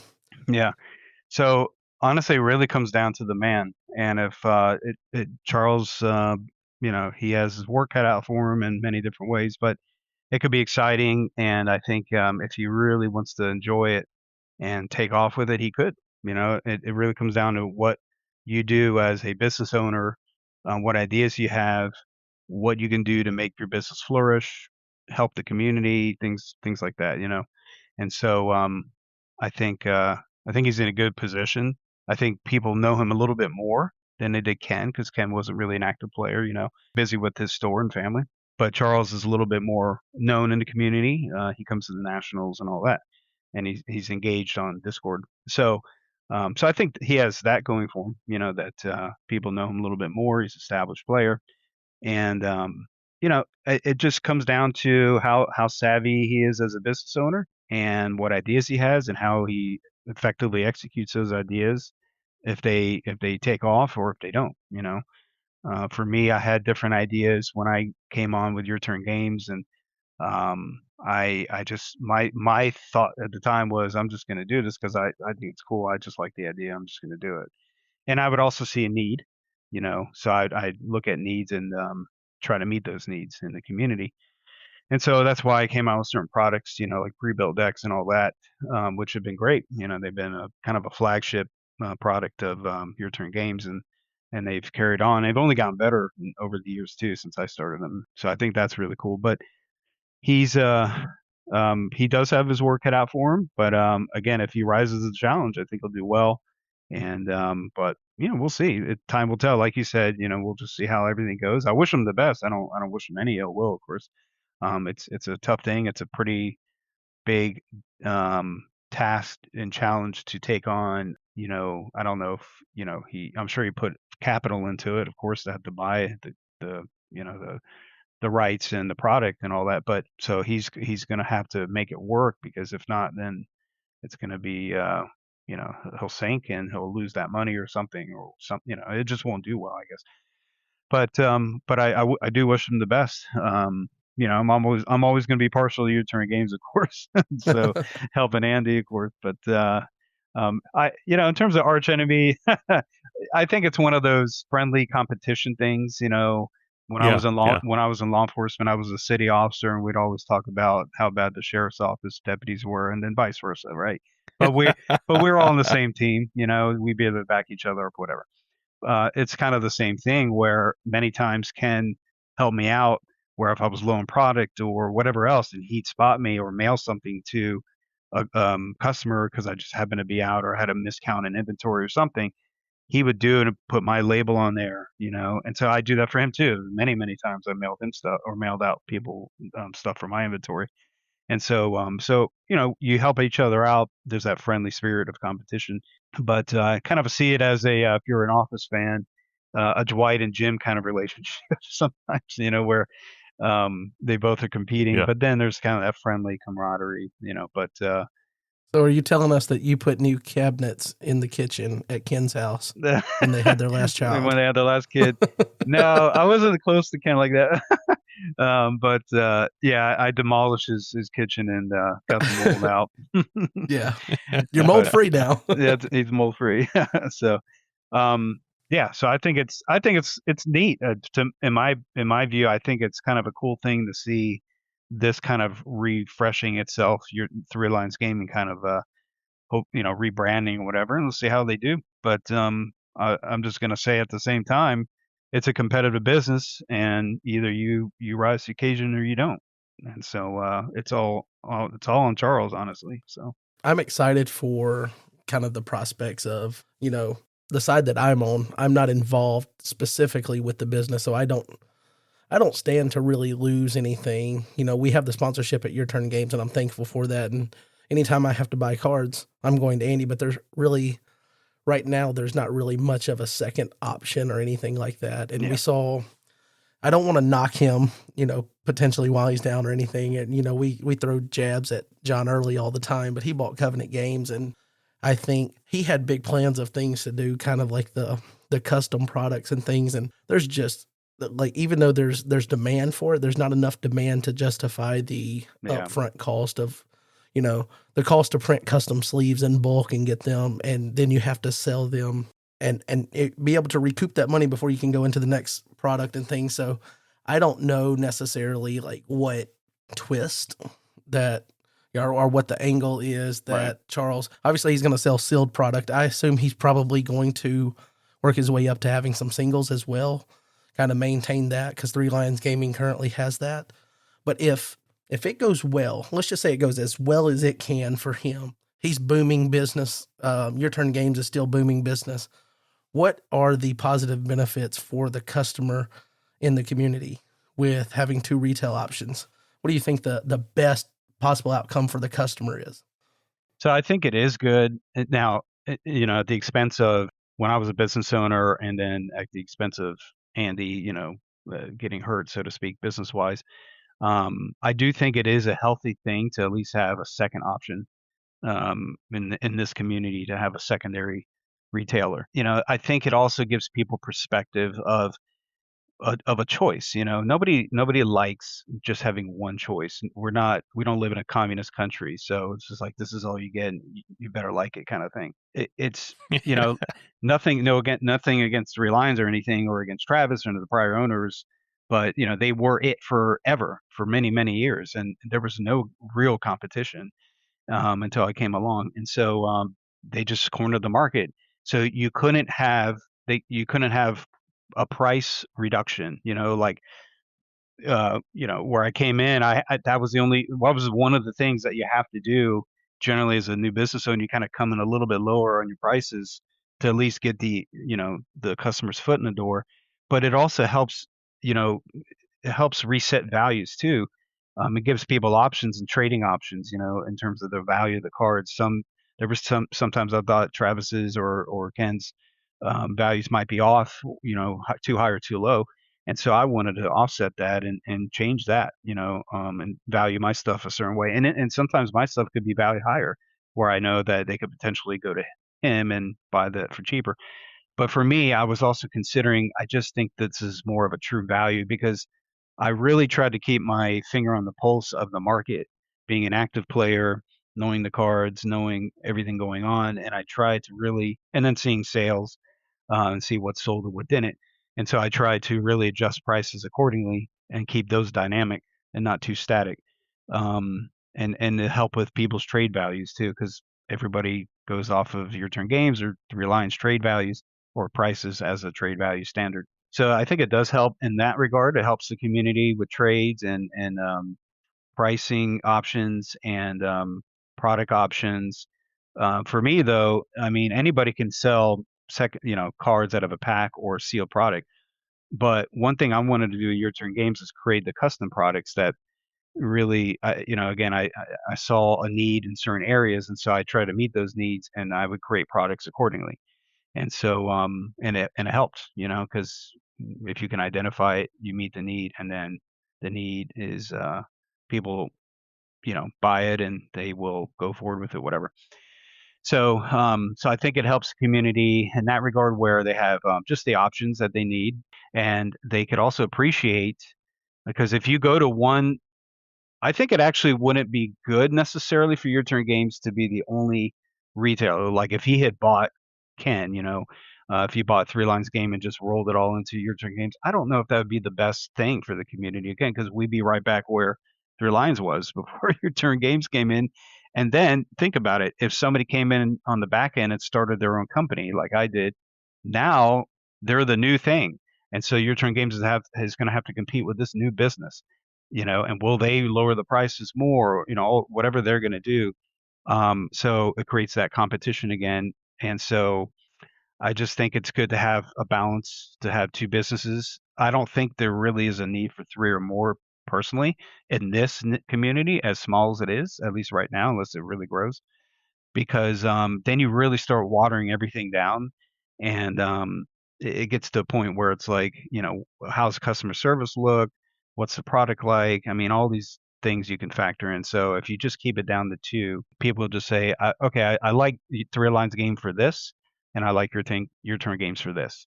And for me, when I owned it, I actually would send most of the collectors to Three Lions and say, look, they're going to have more of those those antique and those older, rare, unique things than I did. I focused more on more of the contemporary cards and custom products like pre-built decks or whatever.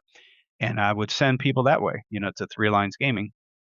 I kind of refer to them as the eBay, and I was the Amazon, But and so and it worked for them. I putting think smiles on your face. That's right. So yeah, so I marketed it a certain way, marketed it to certain people, certain players, so I think, for collectors it's good to go to their Three Lions because they have those old cards, whatever, and so that's good for me. And I just didn't cater much to collectors. I mean, nothing against them. I just didn't really want to deal with that side of it. I would try to buy certain unique cards, like more of those contemporary special promos at Nationals. I would just do that maybe, but that was about it. So I wasn't trying to get the glass frame, uncut sheet of women's card. I just didn't care about that stuff personally. So now I'm the proud owner of 2 Angel Wars uncut sheets. I'd never expected that day to come, but well, Rob had them and he was selling them at Nationals in Michigan in 2024, and I was like, all right, give me 2 of them for whatever price he was doing. and I forget who it was, but I let someone pick them out for me, whoever it was. I was like, just give me whatever. And of course I ended up with 2 Angel Wars just for the meme level hatred that I have for it. I think you're a closet Angel Wars fan, honestly. You just don't want to admit it. You know, the intro to the show was pretty awesome for its time. See, but there's all these things you're just denying it. You're just denying it. He's got a shrine. I tell you what, as they're going Wars. through and trying to figure out how many of each, how many from each set is getting reprinted in Roots 2, I'm disappointed to know that that one is not a possible answer for Angel Wars.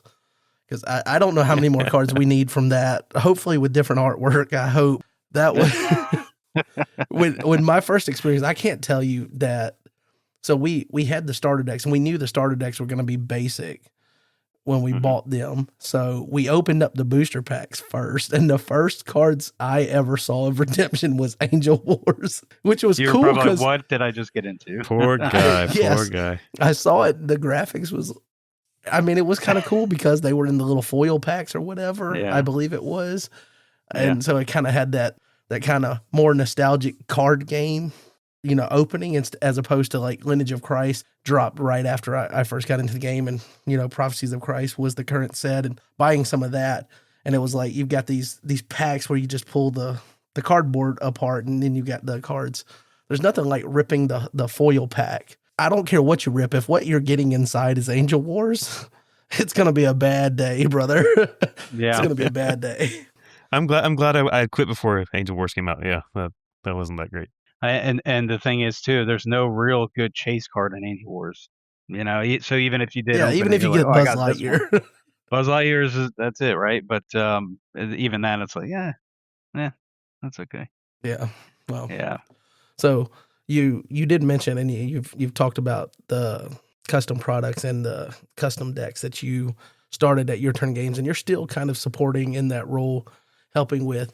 I believe it's more the challenger decks versus the contender deck. I don't know if you just let Jaden cook with that because he's into the more competitive scene, but the challenger decks, I know you've been doing that, and you mentioned kind of maybe what segued you back into the game here was seeing some of the new sets as you built those. So what is the overall goal with challengers? And I know that I understand, and I think a lot of people understand it, but for people that don't know the difference between what you're going for with challenger decks versus contender deck, what do you want to say about that? Yeah. So let me give a little history because it kind of might help, you know, things. But so when I had Your Turn Games, I created these pre-built decks, and at the time I called them contender decks. It was just that. And my goal at that time was I need to move some of these cards that are not selling. So how can I move that, right? It's always kind of the goal when you're in this business where you just have a bunch of inventory just sitting there. Mr. Repacks. Yeah. That's the new code name for it. Yeah. I got to say, Andy came up with an amazing idea with that. I cannot claim credit. That's all him. So I think that was really cool of him, and my hat's off to him. So that's one of the things I'm talking about, where you gotta come up with these ideas, right, that really help and hit a chord with the community. But so at the time I wanted to just kind of move some of these cards that just were not moving, and so but I also wanted to help the newer player, you know, because what I noticed at the time was the newer player comes in, and I'd see this, you know, in the community. What was it? I keep wanting to say Discord. It's not that. It was the forum, the old forum. So I'd see these players come in and they get all excited. They buy the starters. They buy some packs, and they were talking about what they want to do. And then they don't know what to do next because they have these random cards. They don't know how to deck build. That's a huge. That's an advanced component, honestly, to any kind of card game like this, is deck building. And so they're just lost. And so here's what Redemption has against it. Okay, going against itself. It's a very small community, so it's just not well known. You can't go to the local game shop in your town and find Redemption players playing on a Friday night like you do Magic the Gathering or Pokemon or whatever. So you just don't have that local community there to help support you and grow it. So there's that, and everything's distance based, right? We have just maybe a few players in each state sometimes, and so you have that, and then you have well, that's the biggest thing, because if you don't have that community, you can't share ideas in terms of like playing them and tweaking your decks or whatever. So you have these players that come in and they live in, whatever Wyoming, and they're just completely isolated. And who are they going to play? Whatever Wyoming. It's got a nice ring to it. Whatever Wyoming. Wherever Wyoming would be better. But so you have these isolated players, and so they're excited, and rightfully so, and they found this cool game. But then again, there's just nobody to play, and so what do? And they just kind of drop off. You just don't see them anymore, right? And so now I was in a unique position because as a retailer, I could see the new players coming in. I could see them buying the product. They would jump into the community afterward, or vice versa. And so my goal at the time was to really reach out to them. I didn't want to lose those players. And so I wanted to connect them somehow and keep them going in the game. And so the idea was, if I can move product that's not really selling, but at the same time create a product that takes away the deck building element and move them past starter decks and just let them have a cool, fun deck they can just play with, right? A theme deck. The flood deck or something would be a themed fun deck that people are so used to, and the Bible story and they're familiar with. And so let them have that. Let them just really do well. Play that deck. Just goldfish a lot. Play online or whatever at local tournaments or something, and just do well with it and build on that deck. That was my goal, and because it's so much easier as a player, a new player, to be able to take that next step and then build on the deck and get better and then eventually build their own deck. So I had that idea. I went forward with it. I also thought it'd be cool to just, throw some sleeves in there with it. It's like a all-in-one, to get the sleeves, you get your deck box, get some dice even, and you have everything you need. There's nothing else you really need. You could just kind of go forward. And you, John, are a product of that. When you came in the game, you bought a flood deck, I believe, and so a contender deck. And so I actually didn't buy a flood deck. I built a flood deck first, and then I bought the mill deck because I really wanted to. Brad actually bought a contender deck before me. He bought the Joshua deck, the Joshua and Canaanite giants or something. Yeah, his signet ring completely killed the flood deck. It was like, I can't do the searching and stuff. No, I hate it. Yeah. So I tried to get back at him, and I was like, okay, I got you. I'm going to mill your deck. Mill your deck. And so I got the Exodus or whatever mill deck. Yeah. And I remember when you talk about you were in a unique position to see new players come in. I remember me and Brad had, like, obviously we knew each other and we got into the game together. But I remember you reaching out and was like, hey, do you happen to know a Brad? Because he just bought some cards from me and, trying to make sure that people could link up and stuff. So I remember early on, like, you were big. And I even mentioned when we recorded last night, kind of the front half of the podcast, we like to kill that fourth wall and break it down. But I was telling Jake that I remember when you reached out to me, it was a super high in-demand card, that Storehouse promo. And you were like, hey, I just took one in on trade before I list it and put it out there. I'm giving you first shot at it if you want it. And I was like, dude, I am so in with Redemption. The guy that sells the cards reached out to me personally and was like, do you want this card first? And I was like, all right, I'm in now. I'm sold. So, really? That's really cool. That was like one of those moments where I was like, oh, I felt like I got the invite to the club. Yeah.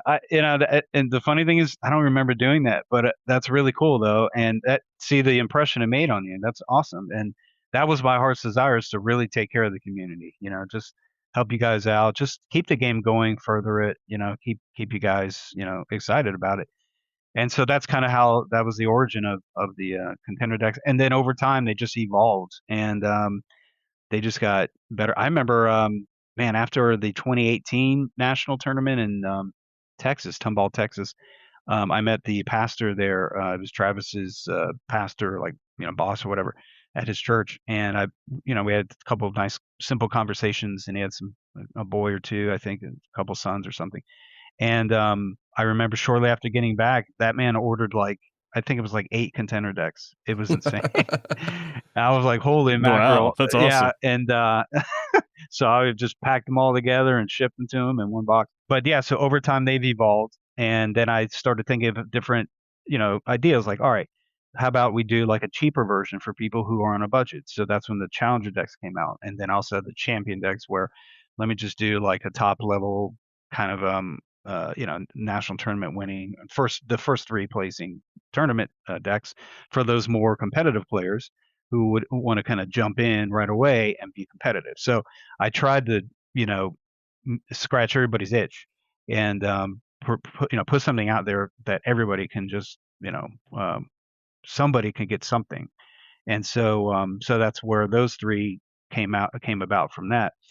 And then over time, again, things just keep evolving. And I think at some point I brought in Jaden to help with some of the deck building, just to save time on my end. And he's obviously a fantastic player, and so had him just design some of these decks and everything, and we collaborate, have ideas and stuff. And then when I sold the business to Andy, I still just enjoy that aspect of it. And Andy just kind of, kept me on to help with consulting, and product building and consulting kind of work. And so that's what I did. And what happened with challengers is those I didn't really want to deal with too much of those crazy combos and have to think a lot about those decks. So I think the three of us talked, and I think we said something like, how about Jaden, how about you focus on contenders being your thing and let those be the little more advanced decks, and I'll just take these challengers that are going to be the cheaper version, budget friendly. It'll have less rares, and then we'll just do that. And so we did, and I kept them challengers because I really enjoyed themes, and redemption. And so I like to pair up offenses to defenses that are like the antithesis of each other, the antagonist, protagonist, whatever. Yeah, and then of course the way the card designers design them, they're supposed to work like that, where you pair them together, right? Because you have a lot of dual alignment cards that pair up like that. Anyway, so and then I just started doing those, and so challengers basically the way they are now they are meant for the player who's new, and that they are kind of coming out of the starter decks. They really got the basics down. They know the basics inside and out, kind of like how you were, John. All right, I got the basics with my starters. What's next? So it's those people, the next people, right? What's the next thing? And so it was, and what I learned too, this is the business side of it. What I learned and saw with the sales is a lot of people would just buy like themes that they knew from the Bible that were popular, flood and some others. We all know that flood is not the strongest theme. I don't care what Jay says. Jay, it's not that strong, bro. Okay, we love you. I think we finally broke him about 2 years ago. I don't think he's touched it 2 years ago. I know. I just mess him all the time about it. But yeah. So for example, so the flood would always sell, and I had to make sure I kept those national promos in stock and everything. And I was thinking, why is this selling over like this really good one over here, or this one that Jaden built, or whatever? And I just kind of realized it's because it's flood. It's like everybody knows that story from literally when they were a little kid in Sunday school on up to adulthood.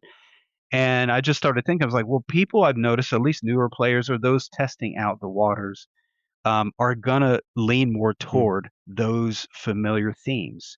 And so I was like, testing out the waters, gonna try the flood. I was gonna let it ride there. Yep. So we're very punny tonight. So so basically so that was, I started thinking about that, and I was like, themes seem to really sell. And so I just started creating challengers where they're very thematic. People, I think the newer players like those themes. They want something simple. They don't want to be overwhelmed. They want to also, kind of graduate from starter decks. And so I think it's the best of all those worlds where, you get a cool theme deck. And my thing is just like, like how I play with the deck building to this day, I just want to play with the theme I like. It may not be the most competitive. I just want to play the theme I like. So they're built so that those players will just grab that theme and go with it. They may love David and Goliath stories, so they have a deck there for that, facing the giant, right? It's like, that's my deck, I'm going with it, and they just want to have fun playing it. right? And It's building my and favorite changing. movie and Yeah. my favorite deck. Well, I didn't want to deal with copyright issues or at least have Andy deal with it, so I said facing the giant, not S at the end. So And made sure there was no football cards in there. Yeah, exactly. Yeah, I think it's easy to forget that a lot of people that play Redemption don't have any clue of the meta. They don't have any big ambitions to be in a tournament. They're just like, oh, Noah, like I love the story of Noah. Or like, oh, look, there's so many things that capture people's imagination, and it's not just like, especially with the perspective of being on the retail side and seeing new players get into the game and being able to analyze what products they're buying and prioritizing over others. That's not something that established players kind of are privy to. Right. And so and for those players who kind of want to be more competitive, that's where Jaden's contender decks come in. And then you have champion decks or whatever else. But yeah, and I could tell you that I guarantee you that the majority of players that come into this game, you probably are not going to ever really see too much in the community. You're going to, Andy will see them, and Charles he's going to see them too. They are just kind of testing things out. They just come across the website. They come across the game, and then they want to check it out, and they come across these websites and they buy it. They're just kind of experimenting. They're just testing out, see what it's like. They think the theme's cool. I don't think these people have any intention to really play like really competitively or join a tournament anywhere. I'm telling you, I've never seen most of these customers ever do anything after that. So, and then they'll just buy cards randomly, whatever. And so you have to think about those players as a business owner. You have to think about them. You know, how can I keep that product moving? How can I keep selling it? And so that's what the Challenger decks are for. And then I standardize them at an $85 rate. I think it's very fair, you know, and there was more rares in those two, you know, and I try to standardize the actual deck builds themselves where they're all pretty much the standard build, like 6 dominant, 7 souls, 4 of which are ability, 3 which are meek. And then you get 2 artifacts, 1 supports each theme, 1 on all possible. And then a covenant, a curse, 1 dual alignment, 1 good fortress, 1 evil, 9 heroes, 6 good enhancements. At least one of them is hopefully a territory class. 9 evil characters, 6 evil enhancements, 1 territory class, and then a mix of a whole bunch of different abilities, regardless of protection, soul protection, you know, cannot be negated, CBI, all this stuff, because I want them to learn that. But people, I think, also learn their brains function better when things are a little more structured and like linear. So when you have a deck that's like almost evenly built, I think it helps their learning capacity. Does that make sense? Yeah. So, and then when they're ready to graduate, just go up to Jaden's decks, you know, or we'll build their own or whatever. I definitely think that there's been huge benefits for that being a market that's been capitalized on by Your Turn Games. And I would assume at some level that seeing what I would assume is success of those, that Charles will have some kind of custom. I know that Three Lions Gaming, when I first got into the game, they got me, I'm not going to lie, because they had their, what do they call them, the toolbox or whatever, the deck builders, and you pick a defense, you pick an offense, and then you've got a deck. Well, you get all these old cards that are kind of behind the power curve. Right. A couple of them, you know, there's a handful of them that are above the power curve because of the way that the game has progressed, but a lot of them have just fallen victim to the power creep over time. And I got that, and I was like, so then that's when I started doing a lot of stuff with Your Turn Games. But I definitely I think that the value is there for having custom products to get someone jump started. It's almost like, and us as a community, I think we still have work that we can do, but it's kind of like that new player comes into the game. Where's that roadmap of where they can go? I do like that Land of Redemption now has that hello, I'm new, or hey, I'm new, whatever, however it's written, and kind of gets new players kind of started on a journey towards learning more about the game and things. But I think it would be really cool to see Cactus kind of put a little bit more emphasis on that experience after the starter decks of where do you go, because starter decks into you can buy booster packs and you can go into full deck building. Feels like maybe there's a market there from an official standpoint, but whether there is something official or not, having, you know, retailers be able to bridge that gap, I think is definitely a huge boost for the community. Yeah. So I could tell you too, real quick. So with the challengers, I will say that when Annie and I talked about. When I told him, I said, listen, let's just focus on popular Bible themes.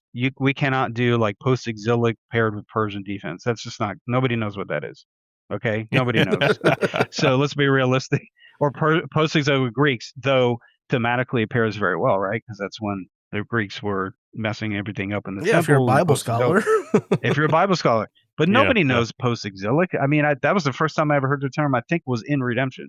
So I got kids in Sunday school saying it now. We were going through the post-exilic era, and I'm like, post-exilic. And you have to tell them they're Old Testament people that were just named in the New Testament. Yeah, exactly. So then I ended up, or they're in the Maccabees, which is an apocryphal book. But anyway, so yeah, I could tell you that ever since we kind of really focused in on just really keep it to well-known themes, I have seen sales increase significantly in the Challenger decks because of that. I'm pretty sure it's because of those themes being very well-known and popular. So that's why when you look at the Challenger decks right now, they're all just very popular, well-known Bible themes. They're not these niche themes that nobody's heard of. I guess that's definitely an important element as well. Name recognition, story recognition. Another thing that you've done, and I know that this kind of ties into kind of who you were when I first got into the game. You offered, and I think you and I only played like once or twice on Zoom or whatever. I know you played Brad a couple of times. I remember to this day, we still recollect on this. I know where you're going with this. Do you? Yes, I do. You probably do, but Brad played you. I remember I'm at a gas station. I'm pumping gas in my truck. Brad calls me and he's like, dude, you will not believe what just happened. I don't know if he was trying to cheat me or if this is a rule that we just didn't know about. And it was like, he comes in with his solo, whatever, gets rid of your evil character. And before you give him a soul, you played Christian Martyr. And he was like, I didn't know you could do that. And then he called me to vent and kind of question it. He's like, so I don't know if it's hard for me to believe that the guy that's selling the cards would try to cheat me, but I'm telling you, it just didn't feel right. Something about it just felt kind of dirty. and then we started playing that way. We realized that was the right way to play. And he's not wrong. It kind of does feel dirty. It does feel dirty. After you've established that I have an evil character, you have a hero. Let's battle. And then before battle resolution, now I'm going to snipe your hero with Christian Martyr. It's even worse when you burn like 3 enhancements in the battle and you're like, oh man, I'm ready to get my soul. You're like, no, Martyr. Yeah. At least he wasn't playing back when you could actually send a god to stop a rescue, where you're like, oh, you're rescuing that soul? No, I'm rescuing that soul. You could rescue your own soul. I remember that very vividly after the first time that you played Brad on Zoom. And it was a great learning experience, but it's a learning experience that doesn't happen if someone isn't willing to take on and, hey, you're a new player, I could teach you the game and things. So I know you were doing that. And I guess maybe that background kind of transitioned to now you've taken on the role of being able to host these online locals that Rob sanctions, which is a thing that I think came about because of COVID, but he's allowed to kind of happen since. I know that they're not the most popular thing. Like, it's not like you're having people, you're having to cut it off and be like, no, we won't be able to get that in because we've got too many people or anything. But for the player that's isolated in wherever Wyoming, that's right. And he doesn't have anywhere near him, and he doesn't yet have the resources or the confidence built up in the game to say, I'm going to start a play group and have any idea of where to go in that journey. There's an option for them to play in an online tournament and things. So I think I'd like to give you the floor here and let you kind of just maybe sell us on kind of the experience. So if there's somebody listening that is not involved with the game enough to know what to expect with an online local, kind of break down the barrier of accessibility and say, how easy is it for someone to jump in and play? How does that look? And you being the host, I mean, you're the one controlling this and setting this up. So you're the best person to kind of share this. Yep. So you're correct. It did kind of begin in the COVID years, and just obviously restrictions all over the country about meeting in person. And so Rob Anderson was gracious enough to allow a lot of these local level tournaments to go online through Zoom, because everything was being done through Zoom. And so I think it was Chris Fashman who started that. He got permission first from Rob. And so he started it. And then over time, I would play in those, of course. And then over time, just Chris got, busy. And so I think I asked Rob if I could also help him. And he said, sure. So it was me and Chris. And then I think we alternated months or something at first. And then eventually Chris, I think, just kind of got just busy and just kind of bounced. And so so I just kind of just kept going from there. But yeah, that was I think they were great. And then Rob was gracious enough, of course, to let them keep going and let them be sanctioned, not where they're just casual, whatever. It's a sanctioned tournament, it's official, you get points, you get the promos and everything. So it was really cool. I enjoyed hosting them. The funny thing is with my role in Redemption Now, I really just enjoy kind of more of the support role. I'm not a super big competitive player. I mean, when I play, I play to win, of course, or whatever. But um, I just really enjoy. I think it's just that teaching and discipling gift in me where I just like seeing new players come about, help them grow. I want to see them flourish. Want to see them become, good players and engage with the community, give them the tools and support they need. I'm kind of like the young version of Roy, but not so weird, with the whole Yoda thing and all that. Yeah. I did not have that on my bingo card coming up tonight. The young version of Roy. Young version of Roy. Young Roy. It's like young Sheldon. Yeah. That'd be amazing. I love Roy, and that's why I love the man. He's a super he just dedicates himself to making sure all these new players come in and the game's exposed to so many new people, all that. So I just enjoy that aspect. That's just me.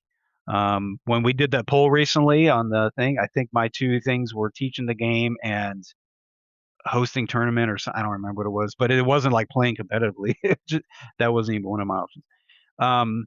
Yeah. So then I took that hiatus for a couple of years, and then I came back and I was like, hey, what's going on with the tournaments? And then I think Jay had been doing it for a while, Jay Chambers, and then I think he had stopped, so nobody was doing them. So I was like, well, I guess I'll go ahead and start again. Let's get this thing going. And then I started that and try to do one once a month. Somehow I completely forgot about last month. I didn't even remember. You're trying to get caught back up. We'll give you some grace here. Well, I did it the prior months. Yeah. I did it like all of late last year, I think. But anyway, so we got one this coming month, March 21st, I think it is. Not this Saturday, but next. And I think we got about 6 to 7 players lined up for that. I like to have a minimum of 6 players for different reasons. And so I think we have at least 6 to 7, maybe 8 players, something like that. But yeah, it's great. I think like you said, where one of the goals is to make sure the people who are just out there in wherever Wyoming or wherever they may be in this country or in Germany, like Renee is, that they have an outlet to be able to engage and not just have fun in the community and play, but they're actually playing real tournament, and it may just be local level, but it's still a real tournament with some stakes to it. Yeah, that's huge. So it increases that competitiveness where like I really want to perform well, test my deck, whatever. But yeah, that's what happened, and so I just really want to make sure that those players are not left out there in the wilderness, and that they have an outlet that they can engage with the community and play. Where I'm sure they don't have a local play group. I'm one of them. We just don't have anybody here hardly. Just me and Braden, and so it comes and goes. Play groups or whatever. People move on. So, Mr. Former Your Turn Games, Mr. Online Host, I have a phone.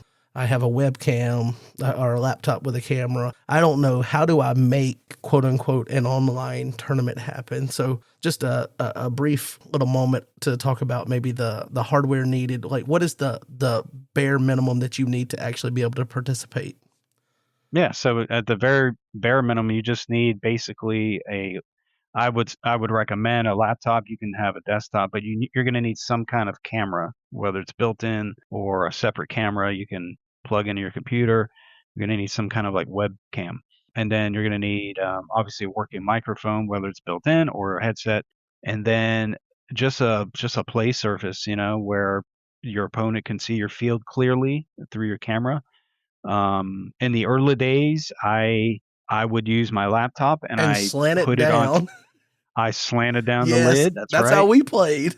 Yep, that's exactly right. And do you know what I put that on to make it that high up? It was like a foot up off the table. Do you know what it was? A stack of books. No, it was so Braden, he had a little blue car toy box. It was just this plastic bin with these little wheels at the bottom. Okay, and it's like a foot off the ground, and it's just open, and then you flip it up, and then it's kind of got a little bit of base, and then the little wheels. Anyway, it was like perfect for the height and everything I needed. Do you know I still awesome. have that to this day, and I use it as a footrest under my desk? I have a standing desk, and I use that for a footrest. My wife is like, I want to throw this out. And I was like, no, you will not throw this out. Your wife said it holds cars. And you said, no, it holds memories. It holds memories. That's right. That's what it does now. But, and stinky feet. Yeah, and stinky feet at this point. So basically, that's really all you need to get started. And then, of course, a deck, and a legal deck. And that's really it. Now, you could always, what I do is I have now like a little arm. A metal arm I bought off of Amazon. You could hang it up, put it on the side of your desk, hang it like over your play surface, and then put your cell phone up there, and then zoom in on your cell phone and on the computer, the laptop, so you could see their screen or their play area. And then, that way your opponent can see your play surface a lot clearer. That's what I do now. But again, just getting started. You don't need all that fancy tech or whatever. Just grab your laptop, put it up about a foot off the table, and then lean the lid down, and hopefully that's enough. So I will say that I have offered many times, and still do, for new players to teach them, the game over Zoom, because frankly, you're not going to learn this game unless you play with an experienced player. And get Christian martyred. Get Christian martyred, and then that disappointment. But so the offer still stands. So anybody out there, if you're interested and you want to learn how to play the game, you're new, and you want to do it through Zoom because you just don't have any known players in your area, reach out to me. I'm Watchman on the Discord, and DM me, and we'll make it happen. I've taught, in fact, I taught Andy Fish this game that way. He bought like a challenger deck in the beginning, and then he bought a business, and then he bought a business later. That was a good investment. Wasn't that smart? You got to think ahead a little bit. So, so I taught him a game, and then that's just, we had that relationship, and that's how he learned. And that he taught the game to somebody else up there, and so on and so forth. And that's how the chain reaction starts. It's kind of like those old letters people used to mail back in the day. Those chain letters of bad luck if you don't keep the chain going. Oh my gosh, those. But emails. Now it's like, the positive side of it is you just chain good things down the road. Yeah. Well, it's like in the kingdom, it's multiplication, right? You preach the gospel to one person, then they preach it to three more. Yeah.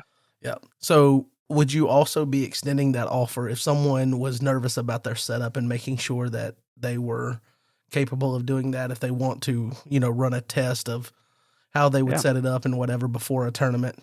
You're open to doing that as well?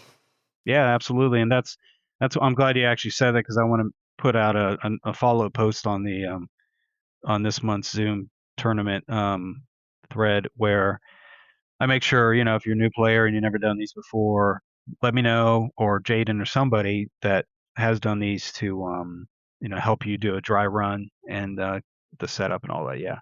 Because you don't want to be, fumbling around, and you're already nervous trying to play the game and learn this, and you don't want that as a factor, to mess you up even more.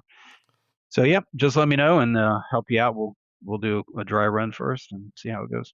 Sweet. Anything we can do to break down the walls and make things more accessible, I think is a positive. And it'd be really cool to see the kind of numbers that we get in the Lackey Grand Prix. I know it's not always going to be feasible because of it being a one-day event versus spread across multiple weeks for the rounds or whatever. But it'd be nice to see the numbers grow for that. And I'm talking as a guy that's only been in one or two of them. Mm-hmm. So, don't shoot the messenger. I'm just bringing you the message, baby. Yeah. And maybe I'll hop in at some point. I don't know if I can make this one, but I will try to get on there and find a way to lose to Jaden. However many different ways I can find to lose to Jaden, I'm cool with. He's such a great sport. Like when he beats you, he makes you feel, great. And then he posts your video of you losing. So that's the way it goes. I will say, I have to say, I'm very proud of the fact that I did beat him in one of the Zoom tournaments before. And it was when he was playing his post-exilic offense. And I just knew his stupid little tricks. And so I had flying squirrel in the reserve. I activated it. I took his stupid Jeshua, and that was it. He said he was going to do something else, but then I think he made the wrong choice, and they did something else. And what I did, by the way, was I held Jeshua in my hand the entire rest of the game because I was not about to discard him because he was going to get him back. And ever since I just did that, it just really hurt his play. But it was a close game, I'm pretty sure, from what I remember. But yeah, he's definitely a hard guy to beat. I tell you, the only time that I think we were recording anything that was going to go on his channel that I beat him, and maybe, honestly, besides a teams game with Jeremy at Nationals, it may be the only time I've beaten him. I can't recall, but I'm sure it's probably the case. Was with the Ruth contender deck. He was wanting to showcase contender decks, and He wanted to show off a new one he had built when he first got started building them. And he was like, because I had recently, when LOC came out, I bought the contender deck for that just to make sure I got one of every of the main cards or whatever. Yeah. And then just, spice it. I had intentions to spice it up at that point because I had been in the game long enough. But so I had experience with the contender deck. And so he reached out and asked me to record. And the game happened so fast. I beat him so quickly. He's like, let's run another one because I don't think that'll really showcase the deck that I just built. And we played another one, and he just mopped the floor with me. I never got going. And I was like, I see what you do when people, I see what you do. Yeah. So we did that too once where we were showcasing two contender decks, and one he built, one I built. And the cool thing about it was, I'm pretty sure, if I remember correctly, it was like a 5-4. It was really a back and forth, and I think he edged out. So that was perfect, right, for showcasing. You do not want to showcase a contender deck or challenger deck in this 5-0, 5-0, 5-0 or something, 5-1 each time. Well, you only want to do that if you're trying to sell that one deck. That one deck sales are going to go up. You're only going to sell that one deck at that point. Yeah. You just have one deck that's always beat up on. Post-Exilic Persians. Exactly. He won the last Challenger deck tournament I hosted. What was it? In January, with the Prophet. It's called the Captivity of Judah deck. It's supposed to tell the story of Judah's captivity in Babylon or by the Babylonians, and so it features the some of those prophets that prophesy that, and then the Babylonian defense with a lot of those new times to come cards in there. But yeah, he did pretty well. I'm glad we've come full circle here. We might have gone down a few rabbit trails here, but we're back full circle. You mentioned times to come, talking about the challenger decks. You also mentioned that being kind of probably a big pull towards getting back into the game. So I wanted to talk to you a little bit here, and we'll do this quickly as we get ready to wrap up. But you coming back to the game 2 years away, a lot of things changed in that, especially with the design focus from the team. Tyler now taking on the lead role, designing sets, obviously still with the elder team helping and supporting roles and things, but a lot of the basis of the themes of the sets and things are coming from Tyler now, as opposed to previously. I believe Gabe was kind of that lead role. So what do you notice, both, I guess maybe pros and cons we'll ask, for when you left the game, stepped away, and coming back in? Because I feel like the game actually, it felt like, especially IR, I think IR, they took it too far and went too restrictive with things, and it didn't help that those got misprinted and had those fat white borders and things. It just, it really killed a lot of the vibe of kind of the new phase of Redemption that they were leading into. It just wasn't a good send-off into that from GOC. So we were at a really high point, and then it felt like we were at a low point with IR. But I think you can kind of see that focus has come, or that intention has come into focus with the last couple of sets in a good way, to where they're more simple, straightforward, but they still pack enough of exciting combo plays that you can do and things like that, strong cards.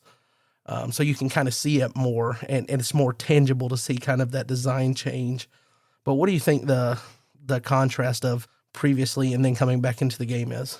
Yeah, so when I came into the game, not really including the 2006, 2007, I bought starters and didn't know what the heck I was doing, honestly. Me and a buddy were playing, and the rule book, look, I'm just going to say you cannot include modifiers on starter decks, okay?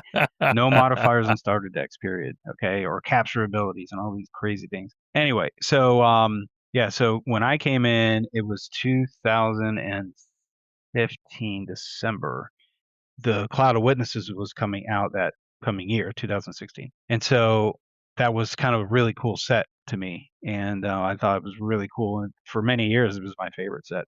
But anyway, so to see it from that time, and of course, playing with some of the old cards onward, building decks with the old stuff and going forward. But so people just have a frame of reference of how long I've been in the game and all. I think there's just pros and cons to everything. I think as a whole, I think it's definitely gotten better. I think the game has definitely cleaned up a lot of problems. The whole Cascade Negate, I was around for that. That was terrible. The what was it? The whole throne, everything was just throne decks, and it was so annoying. It just like 50 throne players at Nationals and 3 CBN playing something protection. else. Yeah, exactly. Yeah, LOC just completely broke it, right? Even more. And so, you had that. And you had all these different things that just were not. At Rock of Ages, whoever designed that was just, I don't know, man. There was something. I think they drank too many energy drinks or something, because every card in there was just broken. It seemed like.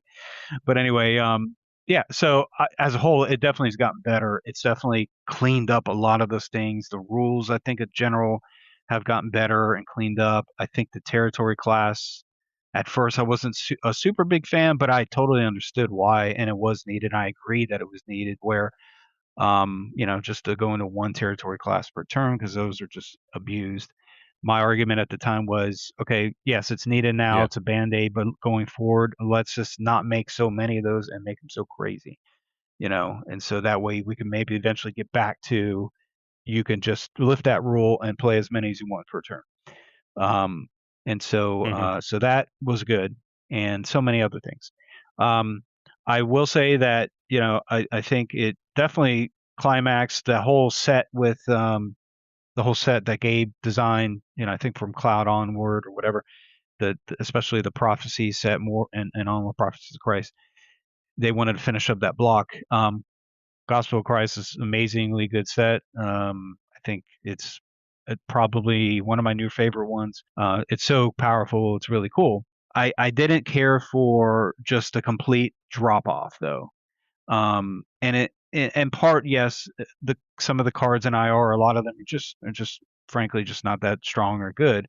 I also wish there was more of a transition instead of a drop off. I wish there was a starting to decline more, and I was frustrated. I think, you know what? Now that we talk about it, I think that actually was one of the reasons I left, was because now we're getting to go. the truth.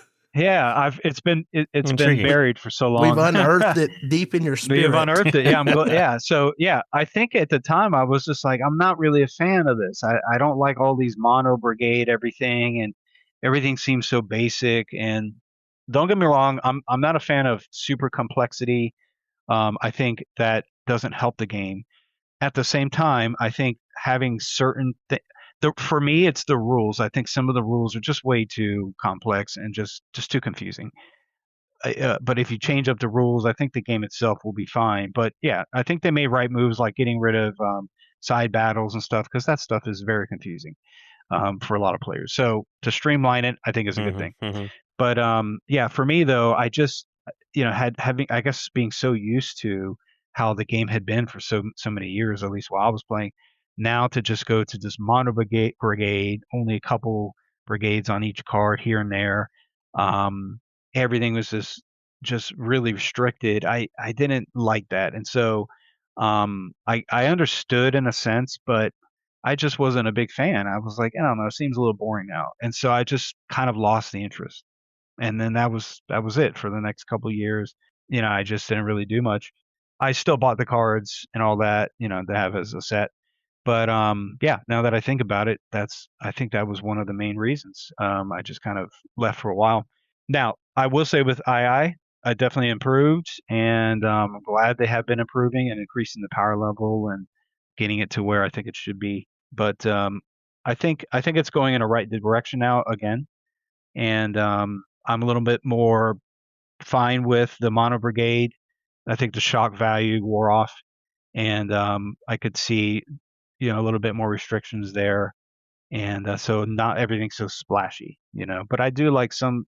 I wish things were a little bit more maybe dual brigade on certain cards because you could just fit them in different themes, and I like that. But instead of restricting it to just one theme or at least one brigade. I'm glad we were able to have, a little bit of a therapy session here toward the end of this conversation. Finally drag those demons out of your closet you've been hiding. Oh, man. But you talk about like the straight drop off, and you wish it had been kind of, I don't think personally I minded the hard drop off. I don't know what you feel, Jake, but when IR came out, I didn't mind the restriction if it would have been one of those bigger sets to where we got a lot more, but it was introducing a new identifier both on offense and defense. It seemed like the set was just, all right, here's a new deck you can play with offense and defense for the most part. Sons of Jacob are, dare I say it, I almost just went really unfiltered and was like, Sons of Jacob are trash, but when the expectation I had and then what they came out with, I felt like they were trash, bro. It was worse. But I don't know what all the overall goal was, but I think that wouldn't have been as hard to stomach with a larger set. But when it was a smaller 129 and it's this more restricted things to where you can't splash these things in a lot of different decks, they kind of just build this kind of deck. I definitely see how someone could take that as a killing the vibe, so to speak, coming off of GOC. My opinion on that, I appreciated the concept of it, but obviously the actual implementation didn't pan out. Like, as someone who came from original Redemption, where things were very mono brigade, and there was it felt a little bit more like it felt like at GOC level kind of things just going crazy. Like, oh, there's all the colors on this thing, and it does everything, and this does everything. Like, it kind of feels a little too crazy, and it feels like you kind of lose some of the design. I don't know, like, so structures of design are kind of just blown out, and like, it's just this giant web of things. So in general, I do actually appreciate a simplicity and complexity that can be born out of simplicity. So I liked conceptually a lot what they did with II, but yeah. So the actual implementation, it just like it didn't fit in this, like, because it still had to play in the metagame with GOC. It just like if it started its own new rotation, and hopefully, like, obviously we think that's the plan, but it's not going to do that for years and years and maybe a decade later. Like, it just doesn't. You put it into a bad neighborhood. Like, hey, buddy, what's going on here? In their defense, it is in a new rotation. If it is the front set, it is the early church set of that new rotation. Exactly. Yes, in that sense, it could be. But I would also argue it's kind of like the Fall of Man of this block, or that block, I should say. Yeah. The Fall of Man was not a good set. There was a few good cards in there, but overall, it just wasn't good. Right. I do think that no matter how we feel about the outcome, I think it was unfortunate that it got compounded, and it happened where it got sent to the print and had the double bleed area, so it ended up with the borders. Yeah, like that's beyond. That's something that I don't want to assign blame, because I feel like that's something where, like, if you were switching to a new printer, you should have had it tested. Yeah, good quality control. Yes, like it should have been tested. So I feel like that there was a lapse there somewhere in the process, but I don't want to throw stones or anything either. Yeah, mistakes, because a lot of it is volunteer based and stuff like that. But I think that, and then getting those same things on the starter decks and things like that are printed in mass bulk, I think it was just that also compounded and made it a negative image aspect that was beyond probably the Elder Team's control at that point. So that compounded with kind of the vibe kill of, we're gonna pull the rug out from under the crazy steroid Redemption era, and we're going to, now you're sitting here with a Planet Fitness membership, and you gotta do the work the hard way. So I will say that, there are, in everything you're going to have some kind of, you don't like this or you like that about it. I, with there were I was a play tester in IR and the starter decks as well, but in IR I did see Sons of Jacob. I really enjoyed. I think it was one of the stronger, if not the strongest, theme in that set during play testing. Well, you didn't play test, I don't think, did you, John? I did not. Okay, because I just remember that it was pretty strong at the time. Okay, when I was using it. Now, it wasn't the best. It wasn't the strongest, but it was. I felt pretty cool for a lot of different reasons, and I like to use that offense a lot. But then the 11th hour, everything just got changed, and I was kind of frustrated with that. Yeah. Honestly, that was part of it. Okay, here's another thing coming out. So I was just a little frustrated because we spent, me and Braden and whatever, we spent good amount of games and time playtesting this. I personally like to print cards and cut them out and proxy them. I just don't like digital format. I don't care for Lackey or whatever. So that's what I did. And so I would print those out and then play them, whatever. And we give our advice and stuff. And I thought like certain things were a good place. And then it seemed like just the 11th hour, everything was completely changed. Almost every card had been changed, and a lot of it was just not good. And I was like, why even play test then if we're gonna just really change all this up? And to my knowledge, none of the changes were play tested too much, or at all. I don't know, but I know that I personally didn't play test the final version, and so I was kind of like, I was confused. I was like, I thought it was in a good place, and then they changed it to this. So I can say that I think the Sons of Jacob were in a better place. I think they didn't. I think they got nerfed some even more. I will say the Genesis Egyptians were really bad at first. They were not powerful, and then they got increased a little bit. So I thought that was better for them. They did get an increase, a boost. Still not quite, obviously tournament like strong, but anyway, there's just things like that happen. And then you go to Israel's Inheritance. I think it's definitely a improvement over across the board in a lot of ways. There were certain things I just didn't care for though. Like I felt like you have the Canaanite theme and you have Joshua inheriting the land and he's beating, the Canaanites and he goes against Jericho. You missed the entire Jericho theme. Like you just went straight to Judges Canaanites. You forgot pretty much a lot of the Jericho. There's no new Jericho fortress. There's no king of Jericho or Jericho army of, you know what I'm saying? There's none of that. And I felt like, man, that really should have been emphasized because that theme was Israel's Inheritance. That was the key battle. Was everybody knows that battle, right? That's that Challenger deck coming out of you. Like we needed that big event to build. I would have loved to build that Challenger deck. Absolutely, I would have loved that. That would have been so cool. And so, so stuff like that. And then the Captain of the Host, I was a little salty about that one where they just kind of made a repeat version of POC, and I'm like, come on, you guys could have really just done a new version, of Captain, and then you choose from which Captain you want to use, like that was my thing. But so no, I agree, especially for an ultra rare. I don't like an ultra rare to be a reprint. Exactly. That's about the same time we also got the participation promo was also the first place promo at Nats. I'm not throwing stones. I'm not. I promise. Yeah, but I think overall it has they've increased it. They've done better. I think this latest set was really cool, really strong. I just don't know how anybody would not want to play Daniel with a whole repeat to just get the same effect over and over 2 to 3 times. It's crazy. It's really good.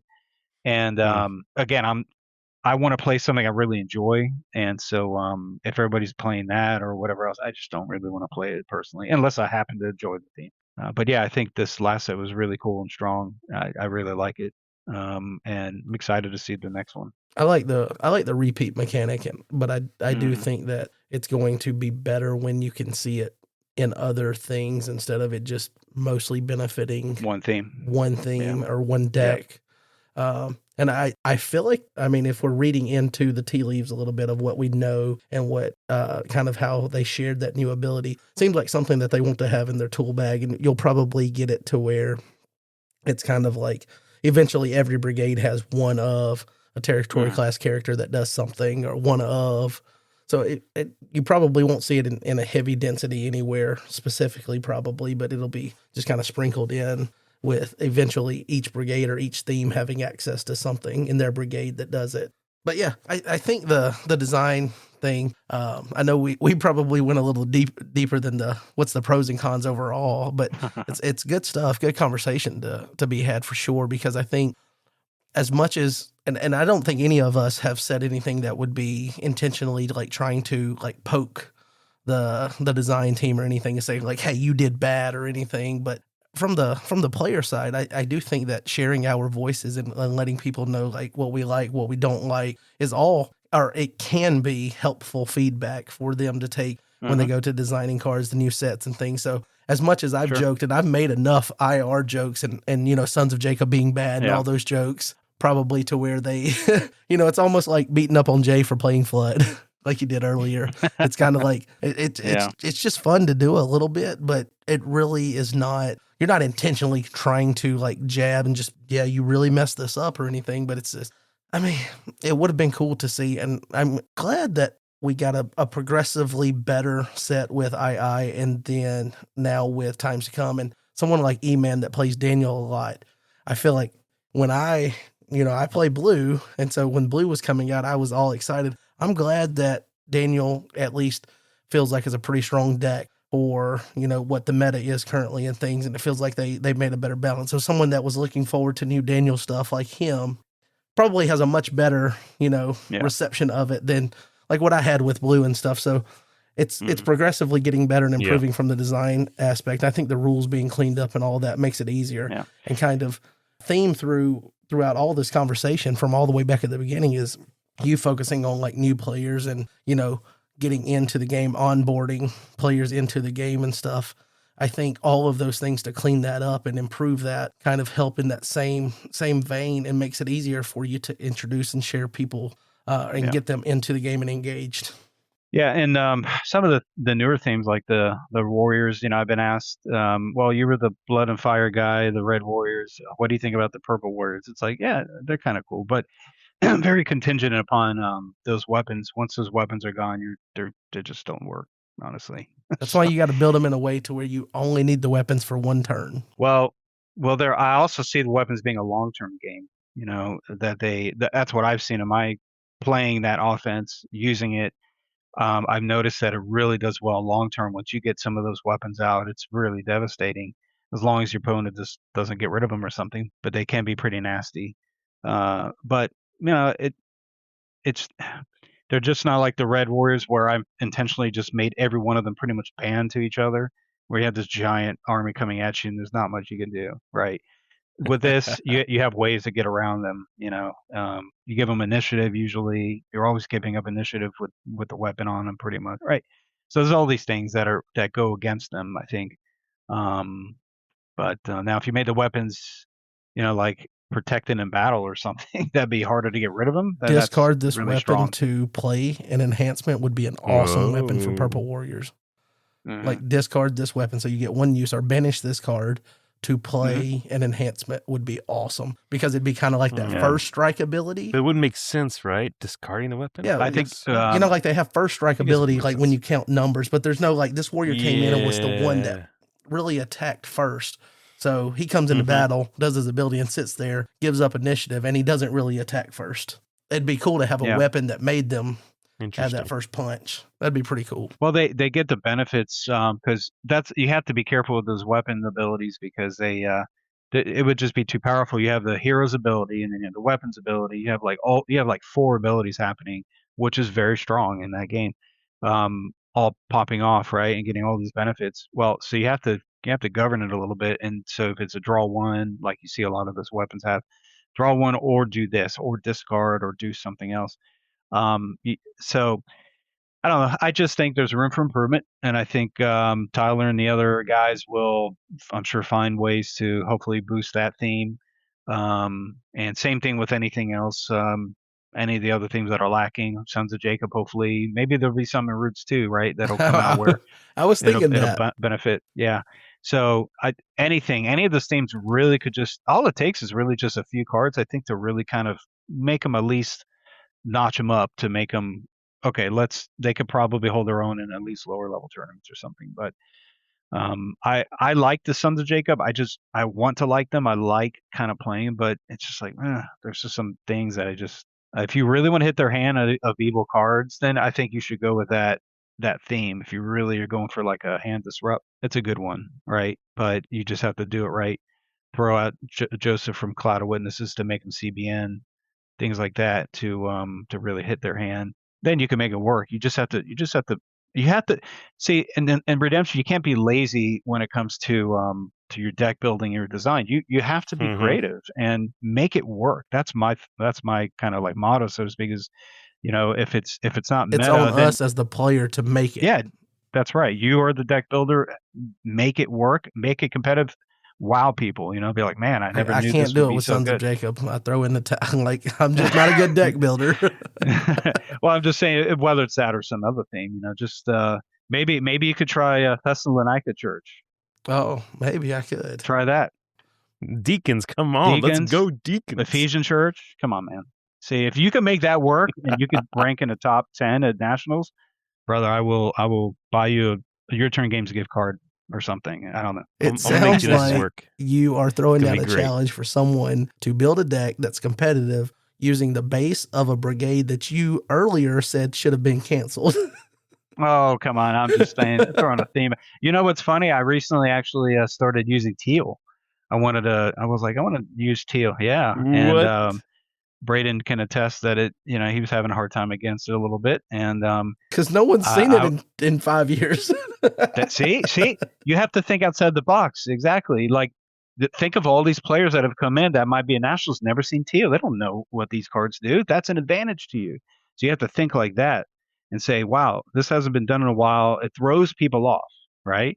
They're expecting green or purple or white, all these, contemporary brigades that are in all these new sets. They're not thinking teal. They're not, and they may not even be thinking red, right? I guess that's fair. You just got to make it work. Yeah, got to make it work. So I think we'll get ready to wrap this up here. This has been a nice conversation that's had kind of a spring of life here at the end after we uncovered why you really left the game. And I kind of wish we had discovered that early on and we could keep this conversation going. So listen, I just got to say, let me just say this before we end. It's no slight against the card design team. I've had conversations with certain ones. They know how I feel, but it's all done and not in an egregious way or nasty way or something. It's going to be critical. It's constructive criticism, and it, like you said earlier, it's to hopefully help that they take that as good feedback to make good changes later. I'm just being honest as a player, and that's it. That's all we can ask for is being honest. But yeah, I appreciate it. I know that they're up, they have a lot on their plates and everything else. I get it. But doesn't mean, some of the creations are the best either. So it's okay. And I think that's kind of cool to have, a platform like this that you helped me launch, being one of the first guests on it. You were an encouraging voice to get this up and running back in the day. So here you are nearly 100 episodes later using the platform to do just that and share your anarchy with the card designers. Well, I want to say, in front of everybody, John, I really appreciate you, and I congratulate you on your up and coming 100th anniversary or 100th episode. And I do remember those early days. I remember you coming to me about your idea for the podcast and wanted to kind of have me on early on to talk about some things. And first of all, I appreciate that that you thought of me in the beginning. And my hat's off to you, man. You've done a great job. And Jake for coming in and supporting in that role. I could totally see the baton being passed to him, like Elijah to Elisha. And, and then hopefully that might happen one day. But got to get that double portion of spirit there. Double portion. That's right. And so I just want to say before the whole community, you've been great, man. And it's really great to have you back. I'm just glad to see that hiatus for you ended as well. And so I appreciate you and everything you've done for this community. Well, thank you for the kind words. It is definitely great to be back. I posted that picture I guess that was last night when we recorded, of me in my happy place, because there's a therapeutic element to being on the Sure. podcast, and thankfully we worked through Yep. some of those early feelings. And last episode was back to normal-ish. Maybe this is more close to normal, but we're on the pathway back to just being back, being kind of what the podcast set out to be. And by the 100th episode, we'll be there. Guarantee you that. Yeah. Yeah. Now, we might have to pull You're you here. back in as one of the first guests to, spotlight you on the 100th episode. I don't know what that episode's going to entail, but I know that right now I've had a bunch of people suggest that we should have a bunch of returning guests kind of pop in for just 10 minutes or so at a time or whatever, have a bunch of guests on. So That's cool. Yeah. maybe we have to line something up. You just let me know. I'll be there for you. All right, sweet. Is there anything you want to share with anybody about any of the stuff we talked about here that you want to highlight and leave as a lasting thought before we hit the stop button? Yeah. So I would just say to the new players listening to this, I would encourage you to not give up. And I understand it might be kind of a desert for you where you're at. You might be in wherever, Wyoming, but don't give up and know that there is an outlet, like whether it's the Zoom tournaments or Lackey or whatever. Just enjoy it, play it, but don't let the fact that you are separated and isolated from a community dissuade you from continuing the game. You still have a community. Thankfully, we're in this society where we have the technology to be able to do this kind of stuff, and you can play online. You may not be in person. That's okay. Just play online. Scratch that itch that way, and but don't give up. That's what I would say. And then don't get frustrated. I'm still learning the game. How many years later? It's like 10 years later. There's things I just ask Marcus. There's a million questions I ask that man offline. And when I play games with Braden or something. But yeah, don't give up and just keep going with it. And if you have questions, reach out to me or anybody in the community. We'll be glad to help you. Yep, very well said. And buy a Challenger deck. Yes, buy a Challenger deck. 2 new ones came out. We just dropped 2 new ones. Maybe buy a Contender deck after that. But whatever you do. What's that? Yeah, whatever you do, don't buy from Three Lions Gaming. Derek said it. Don't do it. That's right. That's right. Come on, man. Stick with your turn games. So yeah, but again, congrats to Charles on his acquisition, and absolutely excited to That's see really what cool. that turns out to be. And you're going to be competing now potentially with him on these Challenger deck style. Well, it's funny you say it because I actually I texted Andy shortly after that, and I gave him a list of, okay, here's what you need to consider now with this just transition. And I said, boom, boom, boom, boom, boom. And here's what you need to think about. So you got to pivot and move just from a business aspect. Yeah. Yeah. So, well, we will get ready to end it here. Thanks for listening along, and we'll catch you next time. Peace. Peace. Thanks for listening to this episode of the Threshing Floor Podcast. Help us grow our community by leaving a rating and review wherever you listen to podcasts. While you're at it, be sure to subscribe or follow so you don't miss the next episode. And we'll talk to you next time on the Threshing Floor Podcast.